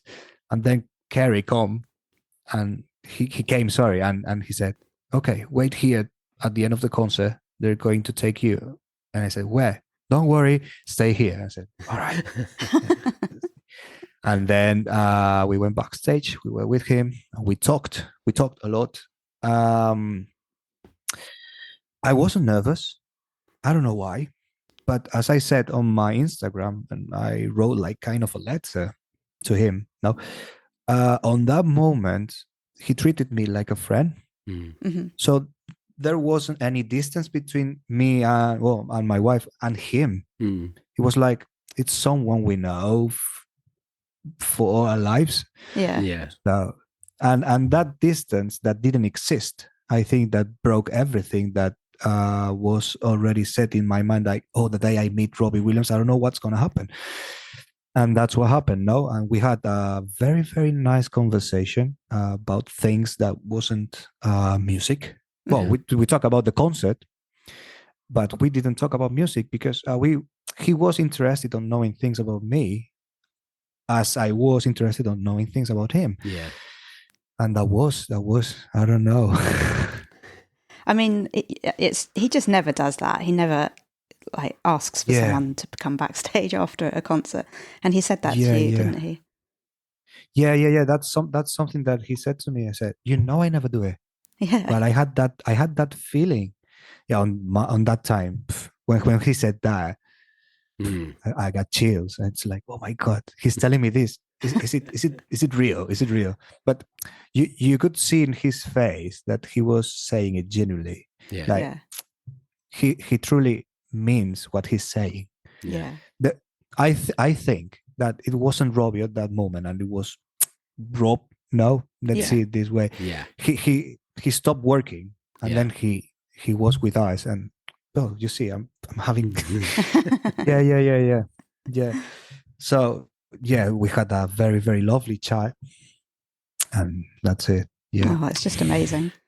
Wow. Yeah, it is. It's fantastic. And then obviously he shared the video of the moment during Come Undone on his socials, and it must have got even bigger for you. Yeah. I didn't expect that. I mean, he's been posting videos like summaries now of 2 dates. I'm here just rehearsing, but then the summary of Barcelona is me. Yeah. So it's like, my God. And now I was half an hour ago checking, and it's the second most watched video on his feed. Wow. From the first video to the last one, the most watched video is obviously the video where he's with 5 on this tour. But the second one's mine. So I don't know. It's crazy. It's crazy. It's really crazy. Because it's such a great moment. It's a fantastic moment. I mean, to have the interaction, one thing, to sing along and him be near to you, and then actually ask you to sing and hand you the microphone. I mean, the microphone's a lot of power. That's tens of thousands of people are preying on what happens through that microphone, and you got it in your hand, and he moves away. I mean, that's just, and then to follow up with a chat afterwards, it's just mind blowing. How did your wife feel about it? Well, she was all time crying. She was crying all the time. Yeah, because she said that, oh my God, I think Edgar is not realizing what's happening. He doesn't know what's happening. Because I was so calm. But he was on the sofa. He was sat here with me, and she was crying, thinking, "This is not real." Mm-hmm. He doesn't know this is happening, and I still don't really know if it happened. Yeah. But as you said, taking the microphone. For me, on that moment, it was only Robbie and me. Yeah, I forgot. I didn't listen to anyone there because. I don't know. It's his eyes. So you see Robbie's eyes, and it's like, okay, there's nothing else in the world. There's nothing else, because he's got that profound look. Like, my God, he's looking at you. So yeah.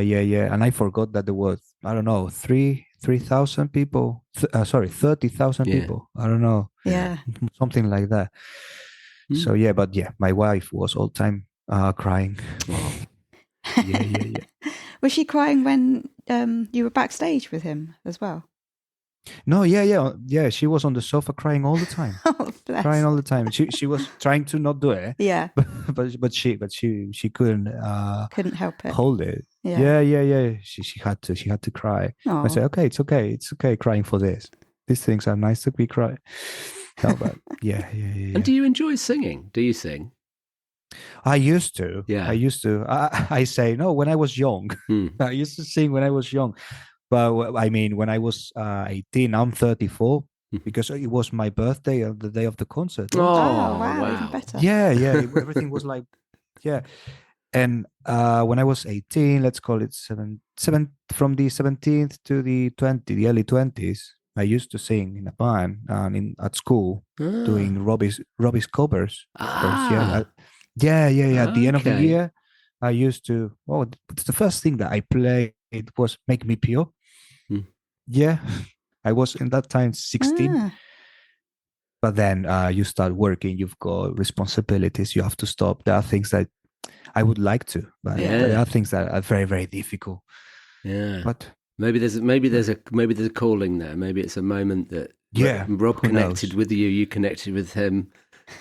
So cool. What a moment. Goodness. We really enjoyed watching it as well. Fantastic. Couldn't believe it. Really, really fantastic. So was one of your friends recording that video that you sent my us? wife. Oh, it was your my wife. Right. Okay. Yeah. She just happened to be recording at the right moment. Yeah. I said, oh, I don't know, he's coming. I said, don't worry, I'm going to record it. I'm going to leave it. Just record. But I didn't know he was coming with me. Yeah. That Robbie was coming. So I said, okay, let's keep this memory. But I'm a person that I go to concerts and I love going to Robbie's concert because for obvious reasons, no? But I also enjoy taking pictures, not pictures with the phone, but with a camera because I like taking pictures. But in Barcelona, I took 4 or 5 pictures because I don't know, a part of what happened, there was, I don't know what happened on that concert, but there was a feeling that everyone was connected with him and he was connected with everyone. And he told the audience and then he told me that he meant it when he said it, to the crowd. And there was something there in the atmosphere. Is it okay? Yeah. Mm-hmm. There was something in the atmosphere that connected Robbie with the fans and the fans with Robbie. And it was such a magical concert. Wow. Yeah. Amazing.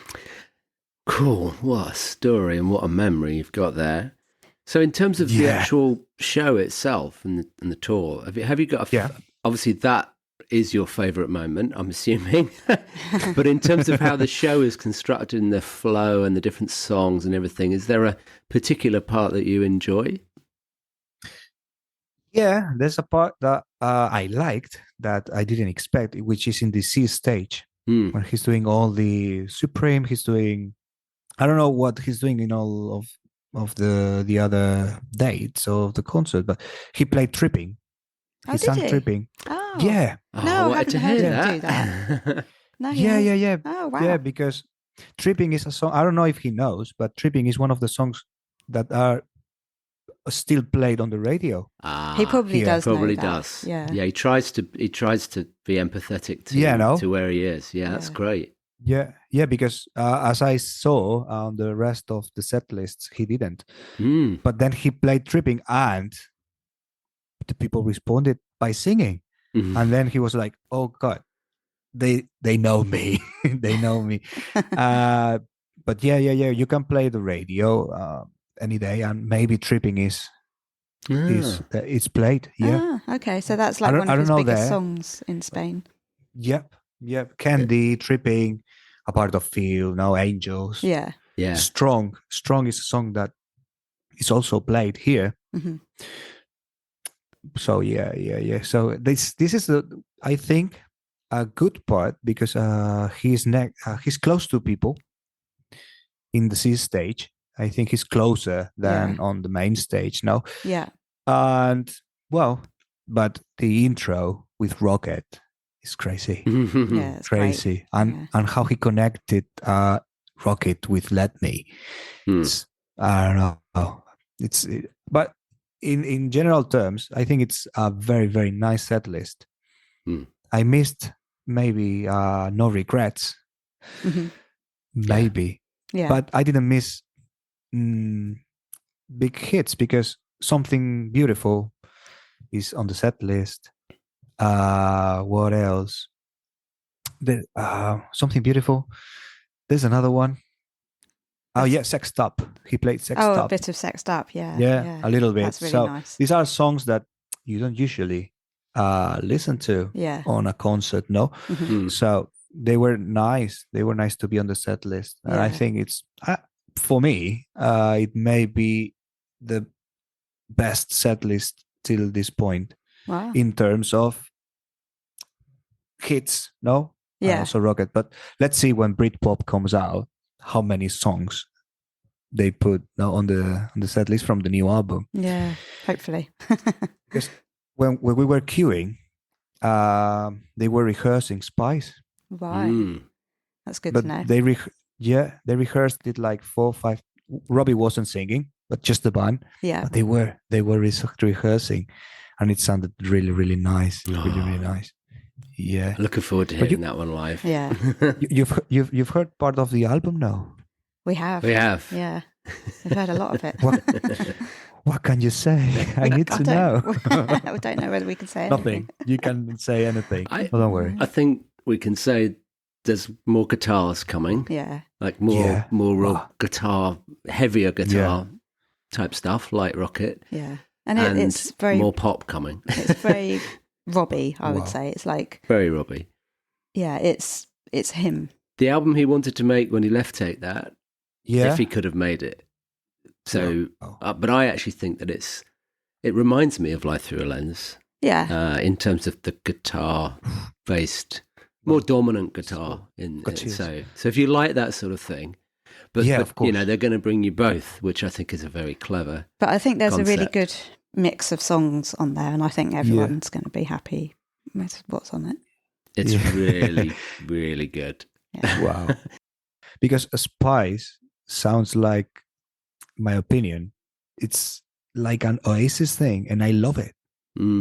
Yeah, I mean that's obviously what he was going for with the sound that was popular when he left Take That. So yeah. I think it's the thing he's always wanted to do, no, to be part of that. And now he's 51 now. Yeah, yes. He's 51 now. Yeah, and now he can do it. Okay, without any how is it called? Prejudice? No, I don't know. Prejudice, yeah. Prejudice, yeah. Because he's Robbie Williams now, he can do, and I'm pretty sure that it's going to be again a number one album. Yeah, I hope so. I'm pretty sure. I think so. Yeah. I think they've got the timing right, the branding right, the music right. Yeah. It's going to be big. Yeah. Nice. So, nice. Edgar, what's your favourite Robbie song?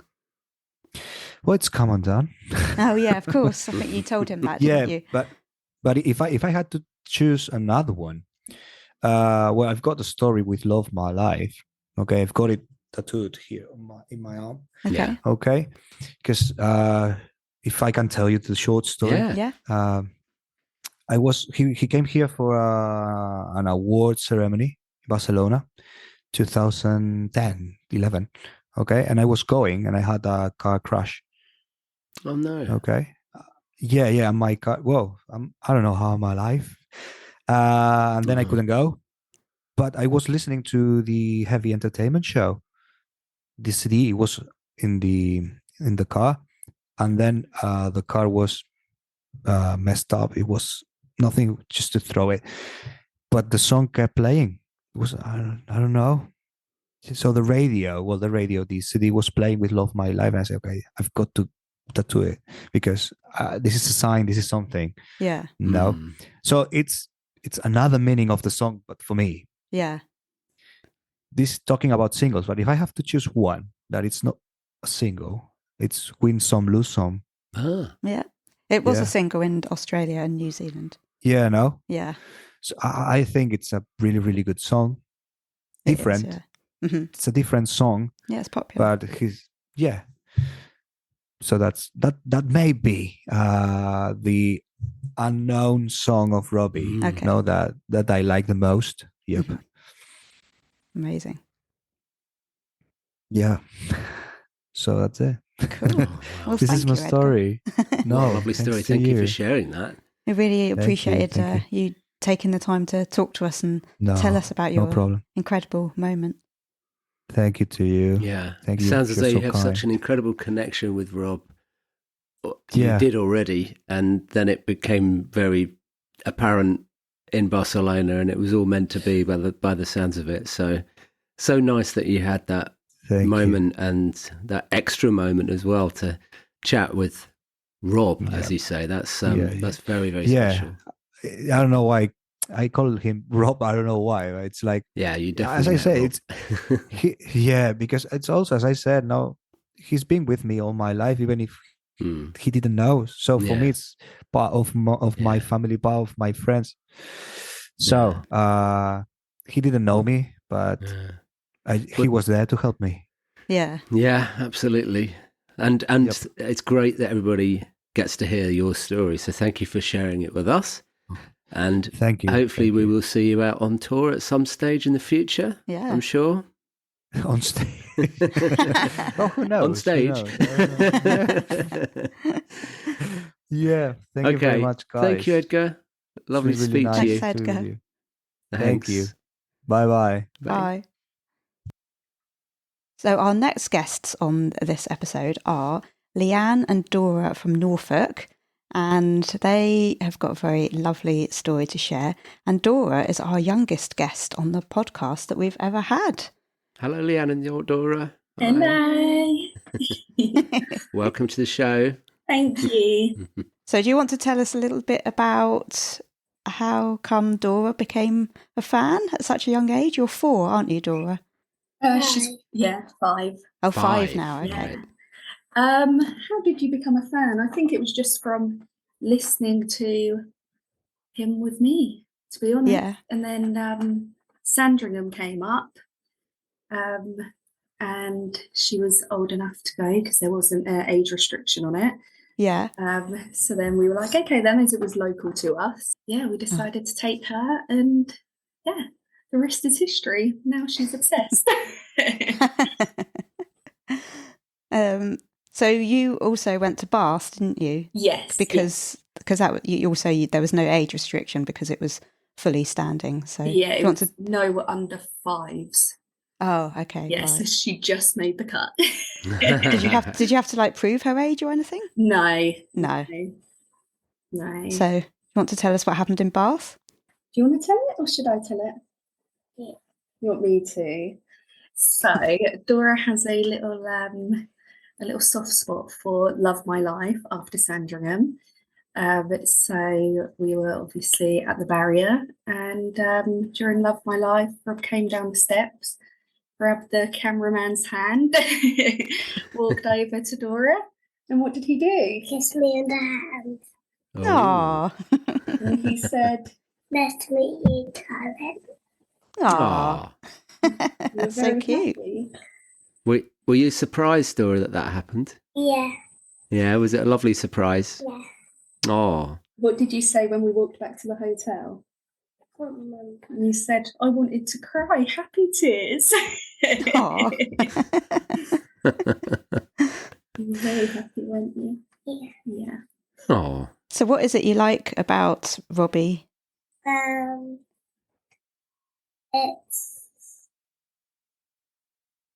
What's your favourite thing? What do you love about him? He's cute and he's my hero, and I love him in my heart. Oh, that's lovely. Do you love him as much as Mummy loves him? Yeah. Okay.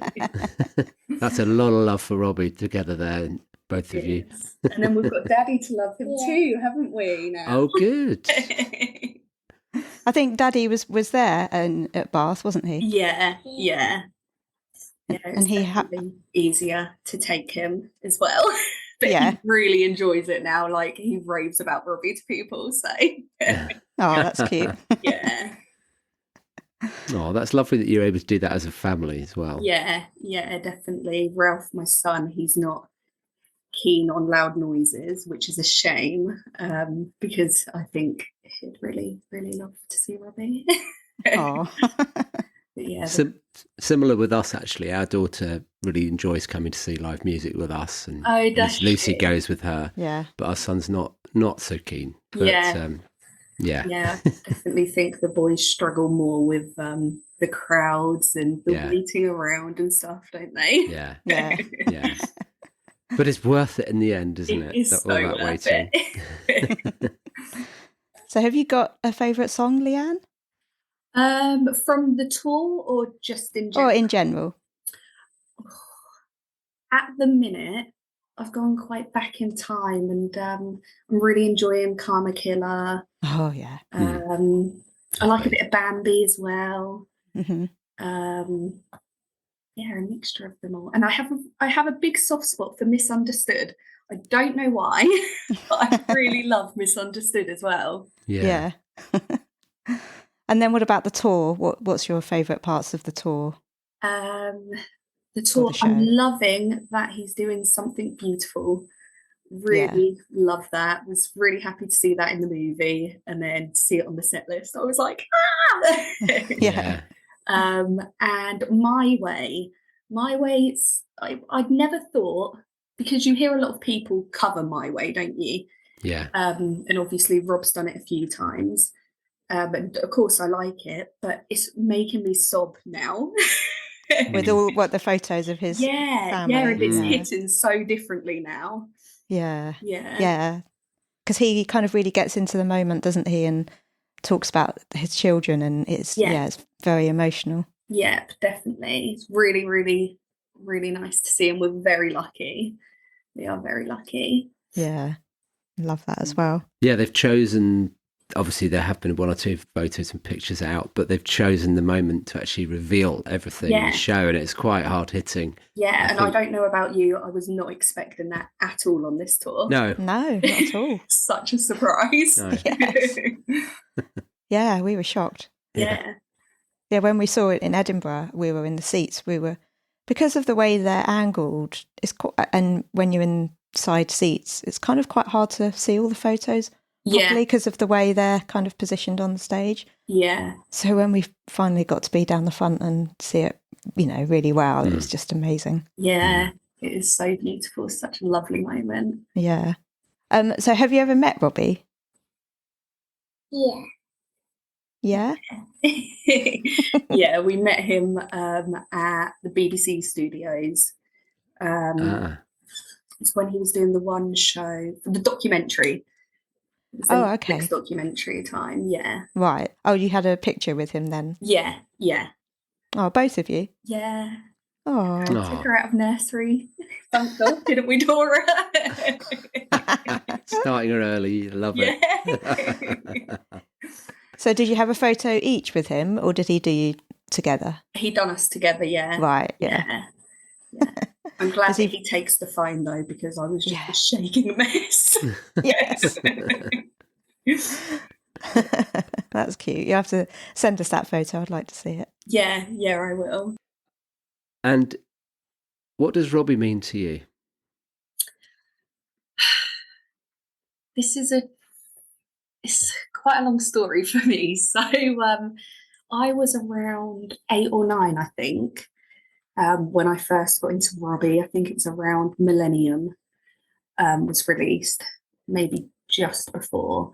And then, obviously I've listened to his music. I remember Nebworth being a thing, and I was sitting in my nan's car, my mum's car outside my nan's, listening to it on the radio, because I think it was Radio 1 had it on weekend. Mm-hmm. So I have lots of childhood little memories, and I suffered from anxiety where I couldn't really go far from my family. I've always worried about being too far from them. And then we saw Robbie at Sandringham, and then I booked Austria, my first time on a plane. It sounds so dramatic, and I know people say it, but it's like he's changed my life. Wow. I'm now able to do these things. I'm now able to book these concerts in a different country and just make these steps. And obviously the children are now able to benefit from that too. Oh, that's amazing. Yeah. So why did you choose Austria as your first destination? I think it was the first one, which came up after Sandringham. Okay. It was the ski opening. Oh, right. Yeah. In the cold. Yeah. So cold. -11, I think, by the time we went back to the car. Oh, wow. And did you go with your husband to that? My partner, yeah. That's a lovely story. Thank you for sharing that. It's nice, isn't it, that Robbie gives you that purpose and that motivation to achieve something that you didn't think you could do, and now you're out there doing it. It's cool. Definitely. I feel like I missed out on so much before having the kids, but I'm making up for it now that we've got the kids, and this whole anxiety thing seems to be at the back now. Oh, amazing. You've moved on. Yeah. He would be so, he will be so pleased to hear that as well. That's a lovely that is a great improvement in your life because of him, you know. Yeah, and I know. Like it's scary how somebody, obviously I'm a stranger to him. I know obviously he loves all of his fans. But I am a stranger to him, but yet he's just changed so much for us. Oh. Yeah. It's incredible how he can do that. Yeah. And I don't know whether we've asked Dora this, but Dora, have you got a favourite part of the show that you saw when you saw Robbie? Is there a bit that you like the most? Yeah. Which part? It's the bit when Which part, babe? I think I know. There's so many parts, isn't there, in the show that are good? That's the thing. You like the part where he acts silly, don't you? Yeah. And he goes. In the vocal prayer, but yeah, the vocal warm up kind of bit. Yeah. Oh yes. She loves that bit. He gets everyone to make the silly noises. Yes. Yeah. Yeah, that is a good funny moment. Yeah. Oh, Love lovely. that bit, don't you? And obviously Love My Life. Yeah. Yes. Because we didn't get the confetti cannons go off in Love My Life in Bath. That goes off in all the other concerts. Not allowed in the Royal Crescent, I think. Yeah, I guess probably. not. But I guess that's part of why he walked down the steps as well. Yeah, the confetti wasn't going off. Yeah. I can't remember. I think he went over to the other side as well to the other lady that was pulled out of the crowd with her I think son. he did. Yeah, I think he did. Yeah. I think he did for that part. Yeah. Yeah, it was nice. It was a very intimate concert in Bath. It felt more intimate than the others, didn't it? Yes, even though it did. the main stage was a mile away across the moat. Yeah. Yeah. I think he felt far more connected to the audience because I was saying to Lucy, I think where he was stood on the B stage, I think he could see all the way to the back to that tree line, pretty much where people finished. I think he could literally see everybody, especially particularly when it was light. Yeah. And it's nowhere near as big as a stadium. It was an intimate gig in that sense. So especially for us at the front, he was, a lot more conversation and told us to stop singing at one point because he wanted to see whether everyone else behind knew the words, which some of them didn't. Yeah. And I think also it was the first one that he sang Better Man. Yeah, it was. Yes. Yeah. Yeah, which was really nice. Yeah. So are you going to other ones on this tour? Well, I have booked. She doesn't know, but she does know. Sorry. Right. I've booked the Come Together Festival. Mm-hmm. And I keep looking at like Dublin and Poland. Right, yeah. So you're still on the lookout. Yeah. Obviously, it's tricky with the kids and like sort of childcare when they can't attend and stuff. Yeah. So just keeping an eye out at the minute. We know the feeling because we've got two of our own now that are teenage, but we remember those years of having to arrange childcare. Yeah. And then everybody else is going to like 10 and you're like, oh. I think we did okay. Yeah, we've not done too bad. Our parents have been very kind to us, I must admit. Well, thank you, Leanne and Dora, for joining us. Thank you for having us. Have you got anything else you'd like to tell us, Dora, about why you like Robbie? I like him because he's funny. He's funny. He is funny. Definitely funny. That's right. We love when he's being silly, don't we? Yeah. Aww. Well, thank you both for coming on and sharing your stories and your love for Rob. Us. Yeah, lovely to meet you. And you never know, we may see you out on tour at some point in the future. Yes, so come and say hello. Yeah, definitely. All right then. All right. Thanks very much. Okay, bye-bye. Thanks. Bye. Yeah, bye-bye.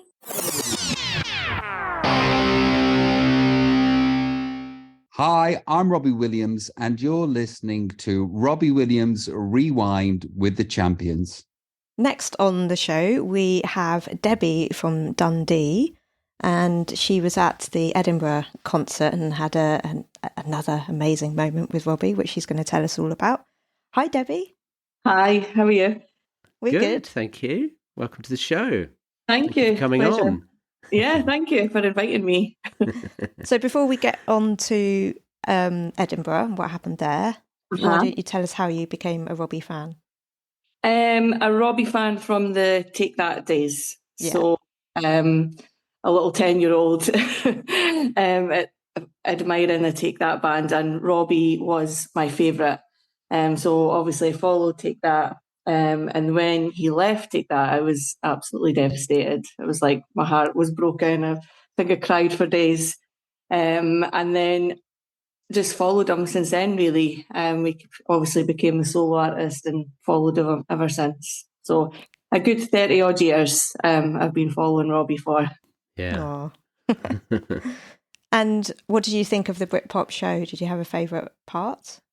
I thought it was amazing. Like we seen him at Hyde Park last year, and I really thought this show was just, I don't know, he just felt so comfortable and relaxed, and just he was enjoying it. And that definitely came across. But obviously my moment was my favourite part. But I think all of it, just everything about it, it was great. So let's hear about your moment then. So for those people in the UK that haven't seen the press coverage and haven't heard about it. Who hasn't? What happened? Well, obviously, as you know, he sings She's the 1-2 fan, and I've seen it many times before, many gigs. And he just obviously came down towards our area where we were standing. And then he picked another girl first. Obviously, I was a bit gutted, but happy that, she was selected. And as you know, he started chatting to her and he found out that she was from Germany. And I think he obviously wanted to hand her to the crowd, as his words were, and make sure it was a Scottish person that he spoke to. So he looked directly at me and he just says, "Where are you from?" And I was like, "Dundee, Scotland!" please. And then he just that's when he came over. And then, if you've seen the rest of it, that was just an amazing interaction that it was just something that I'll never, ever forget, definitely. Yeah, it was really lovely to watch because you were really emotional and just really in the moment. And I just felt like there was no one else in that stadium apart from me and him at that point. And seeing the video from start to finish, it's like a 10-minute interaction, and it was just this is just unreal. And I just wanted him to not move from that position. I was just looking at him and no one else, and I was just this is just amazing. I didn't want it to end. And how did you feel when he came over to you instead of to Pati from Germany? Did you feel bad, or you just didn't care in that moment? A little bit. I think I was a little bit oh, this looks really bad. But obviously, I wanted that moment too. Yeah. So I'm just going to need to go with it. And when he said to her, "I'll find you in Germany," I was like, "He will definitely do that. I know he will do that." She has had her moment, so I was really pleased to hear that. But I did feel bad, but obviously I had to savor my moment too. Yeah. So yeah. Yeah, just a couple of milliseconds.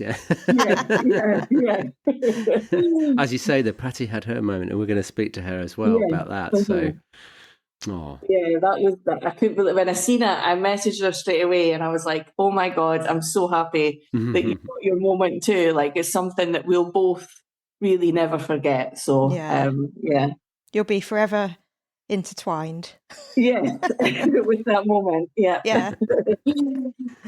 And who were you with at the concert? I was with my friend Paula, and we have followed Take That since we actually became friends through Robbie, our love of Robbie, which was I had a Port Vale top on. I'd went on a holiday down to Alton Towers, and I went to Stoke and got a Port Vale top, and I was wearing it in the town, and she was working in a shop there, and I walked in, and she seen me with it on, and she's like, "I have to serve this girl. I don't care. Like, I have to go over." And then she came over, and that was it. We just started chatting. So we've been friends since for a long time, and we go to all the Robbie gigs together. So, oh, how nice is that? Yeah. Love that. Oh, that's so cool.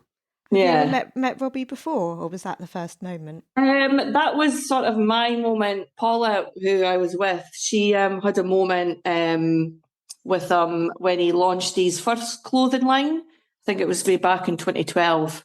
I forgot the name of that now. Was it Farrell? Farrell, yeah, that was it. And we went to he was launching it at a store in Glasgow, and he was also doing a gig that night.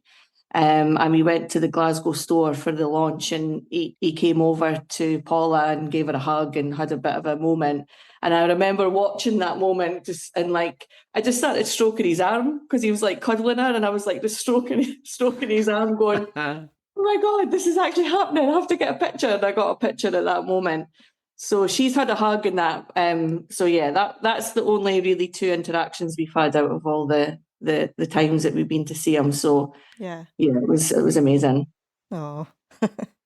And we have to ask everybody this, and it is a tough question. Mm-hmm. What's your favourite Robbie song? Oh, are you able to narrow it down?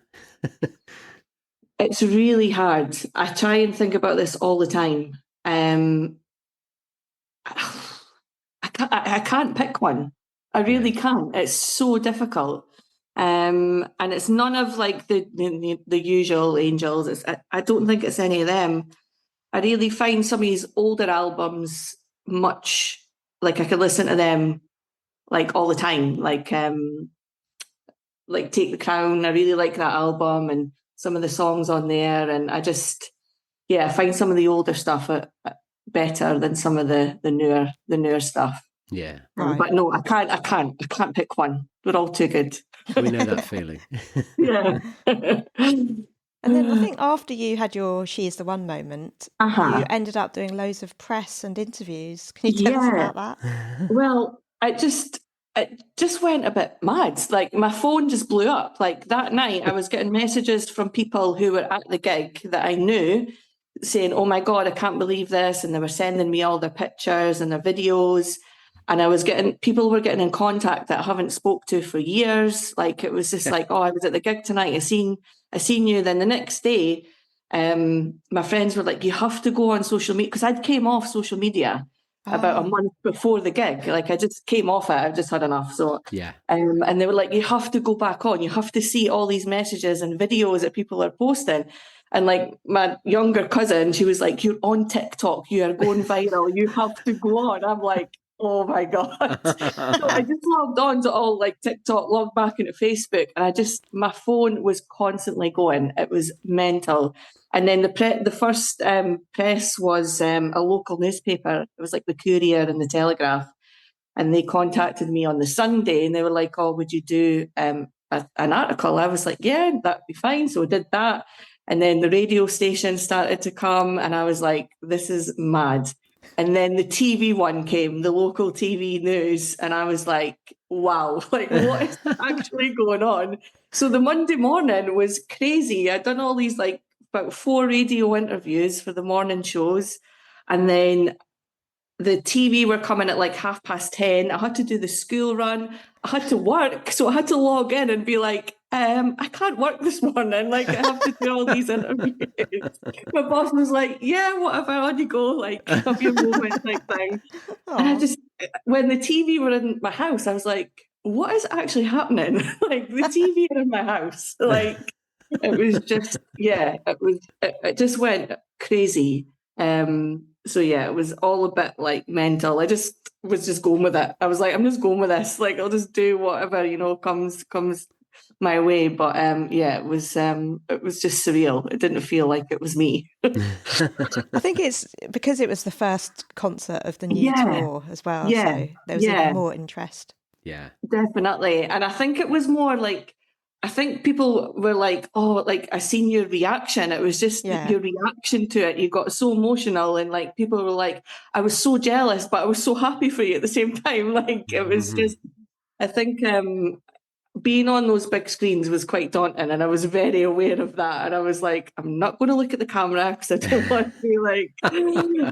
So yeah, I was trying. That was quite a daunting thing, but yeah, it was, and even now. I'm still getting people like coming up to me, like maybe have not seen me, and they're like, "Oh my God, Robbie! Like, tell me about it!" Like, and I'm like, "Is this ever going to go away? Like, this is it now?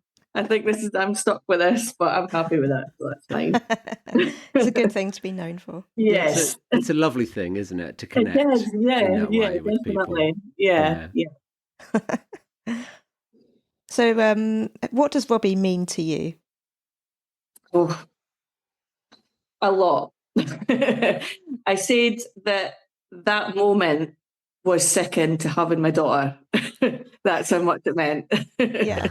That moment with Robbie is up there with like one of my top life moments. Yeah. So yeah, I think that pretty much sums it up. Wow. Love it. Yeah. Oh. And it must be very surreal after being with him, following him for the whole amount of time you've done. Yeah, like I was like such intense connection. Yes, all of a sudden. yeah. Like I was after it. I was like, you know what? I'm happy. If I die tomorrow, I'm happy. I've had my moment. If I have no more Robbie moments, I'm okay. Yeah, like I'm totally okay with this. So yeah, it was. I think I deserved it. After all those early mornings and all the miles of travelled and everything that we've done, like it just felt it was, that was meant to be my moment. So I'm very happy with that. Well, it's so lovely for you that that you got that moment and that you got to share it in Scotland and be the first one. And obviously Pati had hers as well. We'll talk to her later. Yeah. So how lovely. I mean, it's just an incredible start to the tour as well, I think. Yeah, it was. You're part of history forevermore. Definitely. Yeah, I am. And that all you need to do is go into TikTok or Google and just Debbie from Dundee and I pop up somewhere. So it's good to have that moment forever, really. Yeah. Oh. Well, thank you for joining us. We really appreciate you coming on the show and sharing your story. Yeah, thank you for inviting me. It's been nice to share it with you. Yeah. And I'm sure we'll see you out on the road at some point. Yeah, definitely. As soon as I only had tickets for Murrayfield, and the next day I was like, I need to go again. But just logistics and things, it didn't work out. So, but definitely next tour I'll be there. Yeah. Thank you, Debbie. Thank you. Okay, thank you. Thanks. Thanks. Bye. Bye.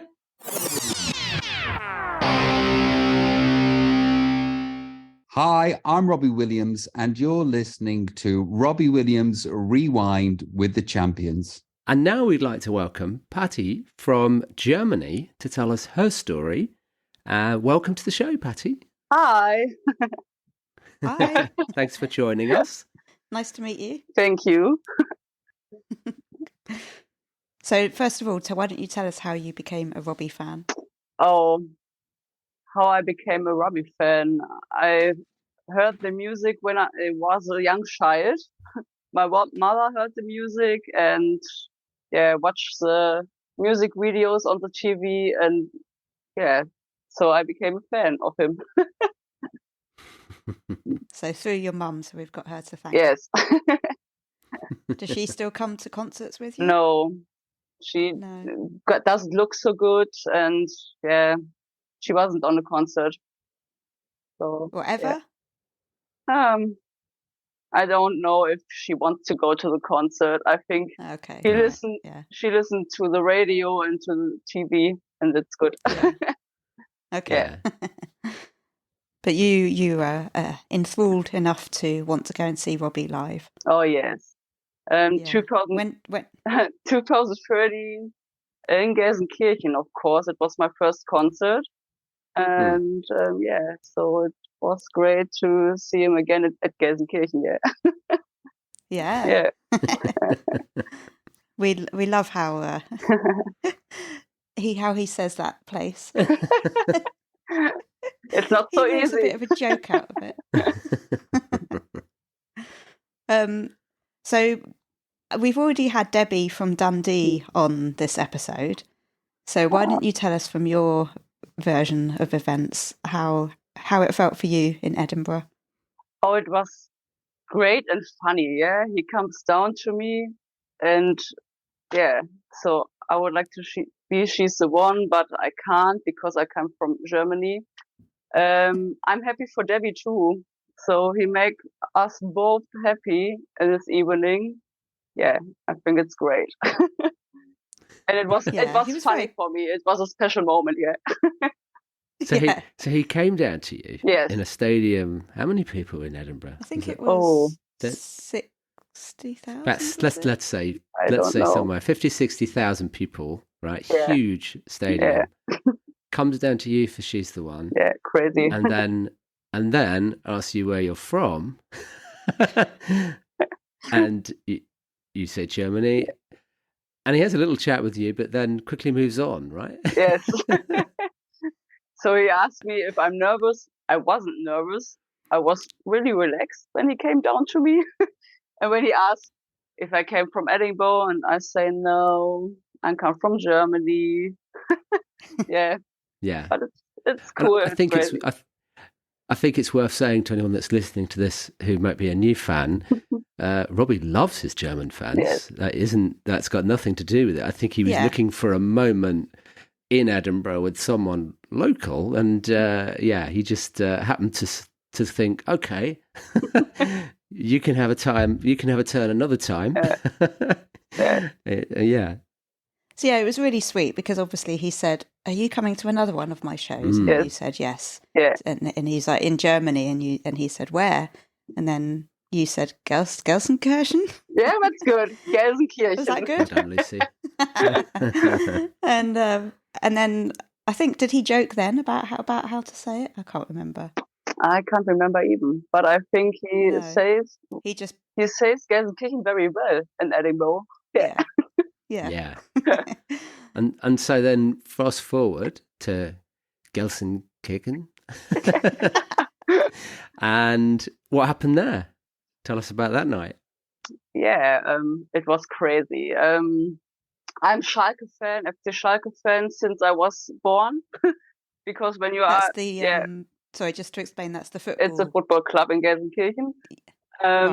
So when you're born in Gelsenkirchen or you live in Gelsenkirchen, you are FC Schalke fan. Yeah, and I wear my jersey, my Gelsenkirchen Schalke jersey, and I'm waiting at 4 o'clock in the morning in the queue, and all people say, we hope he remembered, but I don't think, or I don't know if he remember or no. We come to the arena and waiting there, and I think the third or fourth song, he looks at me and say, "Here?" And I say, yes. So I think he remembered there. And then he comes down to me, and that's crazy. That's the second chance to be She's the One. Yeah. So you did have a little sign out. You did a little sign on the barrier, did you? Yeah. A little poster. I don't like signs because I think if he want to come to you, you don't need a sign. Yeah. Yeah. But outside in the queue, all people say, write a sign. Maybe we don't know if you remembered. And I say, okay, I write a sign. Okay, so we write a sign, We were talking about it, and we would like to think that he does remember. Yeah. Because he does have a fantastic memory for faces and people. Yeah. And so I would imagine that I'd like to think he does remember. The sign probably helped just in case, but I think he probably did. I think so. He remembers details. Yes. I think my face, because I'm at every Robbie concert in the third or second row. But I change my hair sometimes. You see, I'm brown. Yeah. But sometimes I'm pink or rainbow. I like colorful hair. I think he remembers my face at sometimes, maybe. Yeah. Yeah. I'm sure. Yeah. And how was the moment? How was She's the One? Crazy. It was a dream of a childhood. I smile every day because some people from the street talk with me. She's the one. You and Robbie. Yeah, it's crazy. Yesterday I was in Austria in Schalke trainings camp. Yeah. Oh yeah. And some fans called me Mrs. Williams. Hi, Mrs. Williams. Can we take a picture, Mrs. Williams? That's crazy. Yeah? And for the moment, wow. I wasn't nervous, but after a few days, I realized that and cried. That's so crazy. Yeah. Aww. That's amazing. Yeah. It was just so good because he promised that he would sing to you in Gelsenkirchen, and then he did, and we were all so happy that he kept his promise. I was very happy. Just the best. I thought that he'd take the promise, but he's only a human. He can forget that. You just never know. Events happen, things happen. You're just not sure. You can't be 100% sure. You see some people every day, and so that's okay. When I wasn't, She's the One again. Yeah, it's okay. I'm happy for everyone to get them. Yeah.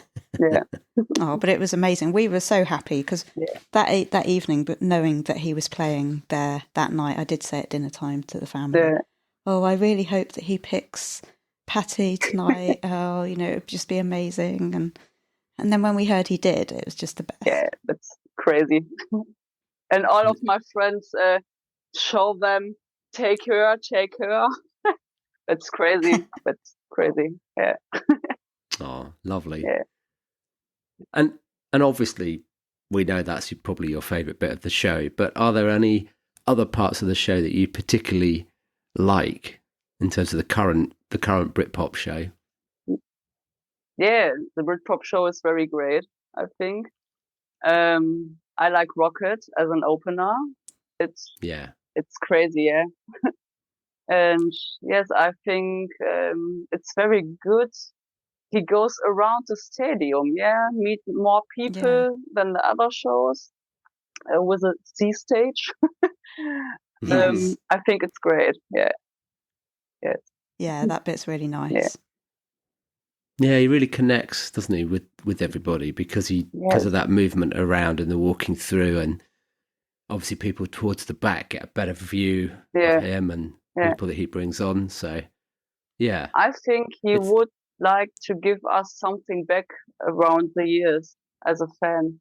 So he connected so much with us. That's great. Yeah. Yeah. I saw a lovely video yesterday of, I think it might have been from Leipzig. I don't know how you say it. Of where he was walking through to the C stage and he knocked someone's phone out of their hand. And then he saw it by his foot and he just picked it up and gave it back. Made sure he gave it back to her. Yeah, that's crazy. I saw it last week, I think. Oh, that's very nice from him. Yeah. In the middle of singing his song, he was like, "Oh no, I've knocked someone's phone." Yeah. He could have just left security to sort it out, but he did it. Yeah. So, have you met Robbie any other times? Last year in Cologne at the film premiere. Oh, the film premiere. Yes. Oh. I took my first selfie with them then. Right. Yeah, and sometimes on the other concerts. So I stand in the third or second row. So I get the chance to take his hands or something. Yeah. When he come down, And we have to ask everyone this that comes on the show. Do you have a favourite Robbie song? Oh, I've got so much favorite Robbie songs, but he doesn't sing that all. I love Tripping, but he doesn't sing that. Rocket, I like Rocket very much. Yeah. Yeah, No Regrets, but he doesn't sing that now. Yeah. Yeah. I think that's all. It's very good. Yes. All of them. Yeah, all of them. Yeah. It's very hard. I have to tell you this. We were talking with Edgar from Spain. Oh, I saw the video. Barcelona. Yes. Yeah, and doing the singing. And he said that Robbie sang Tripping on the C stage. In Barcelona. Oh, okay. Sorry to have to tell you that. Oh, that's lovely. That's great. So hopefully I think it's a really huge hit in Spain, and it's played a lot on the radio. Okay. So okay. It's really well known there. I would have loved to have heard it as well. I love Tripping. Oh yeah, I love Tripping. So you never know, he may do it somewhere else. Yeah. I think maybe I want to fly to Budapest, because I wasn't been in Budapest before and would like to do a city trip there and then go to the concert. But I don't have a ticket for Budapest. So maybe I get some tickets, or maybe Sofia. That's a great city. So I can do a city trip even and go to the concert. Or maybe Helsinki. Maybe I have to look. Yeah. But you're definitely intending on going again. Yes. Maybe not in Germany. All friends say, come to Frankfurt. But I don't know if I come to Frankfurt. It's nice to go somewhere different. That's what it's a way of exploring. Yeah. Yeah, I like to explore other cities where I wasn't before. So Budapest, I wasn't been there. So maybe it will be Budapest. I have to look. Yeah. It'll be worth it. Did you go to a concert? Yeah. Yeah, in Germany. In Germany? Yeah, we went to Munich to that massive that's great. concert. Yeah, great. But yeah, although Robbie was great, apart from obviously when he was sick. The location is great. Yeah, it was a bit of a mess getting in. The entry. Getting in was quite hard work. Yeah, not very well organised. So, so it's kind of put us off going to other German gigs. I'm sure they're not all like that. Yeah, I think it was just that organiser that wasn't very good. We're going to Helsinki, so if you do go to Helsinki, you might see us there. Yeah, maybe we have a look. Yeah. But I need tickets for Helsinki. And I think it's time enough to get something. Yeah. Yeah. And what does Robbie mean to you? I can't explain. I love him since I was a small child. I have some posters from the newspapers in my old room at my mother's home.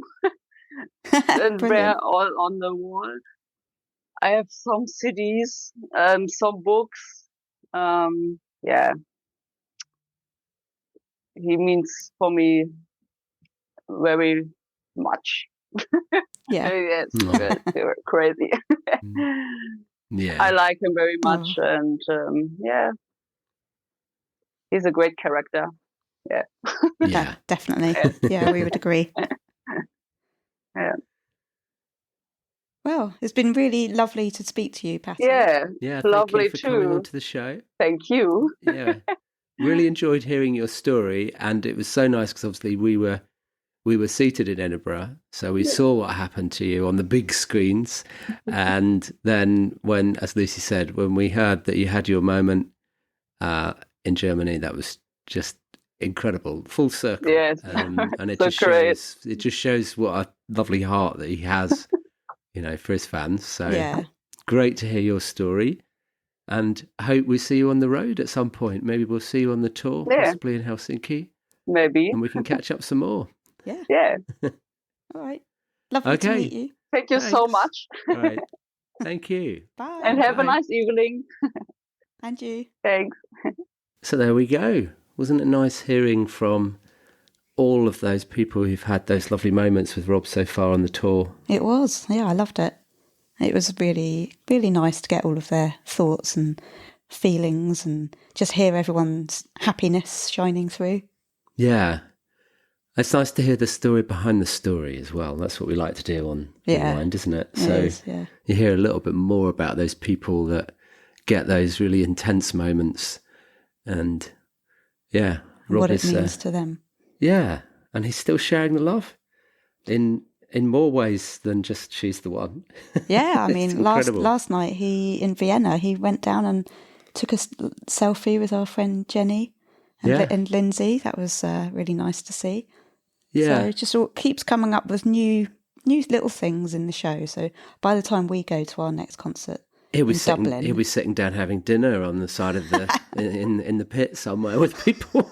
But I think he's just more confident. I think he's more confident, more comfortable.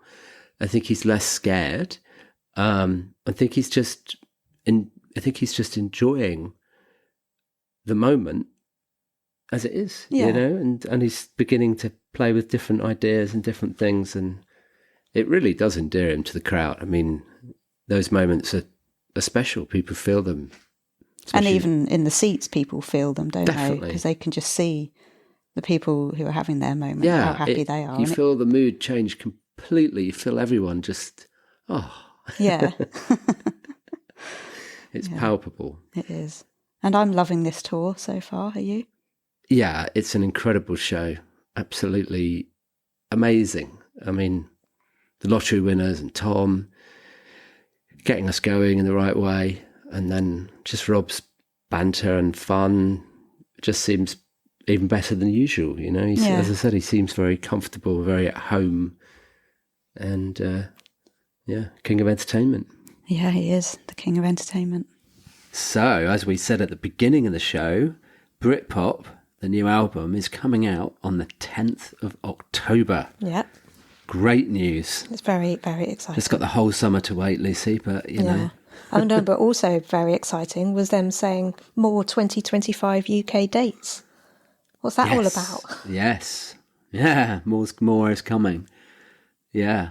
And also he's going to be doing Vernon Kay Radio 2's Piano Room on the 21st of August, I think it is. So the promo's starting to ramp up. It's all getting real. Yeah, it's all happening, and I'm sure there'll be a lot more promo coming. And let's hope Spies does well as well. I'm sure it will. Yeah. Yeah. And we hear it in the show soon. That's what we want. Yes, fingers crossed. We've been lucky enough to hear some of the album, and we are very excited about it. There's some great songs on there, and we can't wait for everyone to hear it. Yeah, it's got something for everyone on the album. It really is going to be a game changer, I think. And I think that the general public are going to pick up on it as well. I think there's some songs on there that people are going to love. Yeah. So we will be interviewing Rob. He's already said that he will do that. So we'll be interviewing him when the album comes out. So that's going to be exciting. Yeah, and lots of other podcasts planned for the future as well. So we'll probably make sure that we hear from other fans around the world. Yeah. As he starts moving around as well. So stay tuned. Lots more good content coming up. Yeah. We'll hopefully see some of you on tour. Yeah, come and say hello. Some people say they're a bit nervous to come and say hello to us, but we are quite normal. Well, as normal as Robbie fans get. So do come and say hello and have a chat. Yeah. We'd love to catch up with you. Okay. All right. I hope you enjoyed it, and we'll see you on the next one. Yeah. Bye. Okay, bye. Robbie Williams Rewind.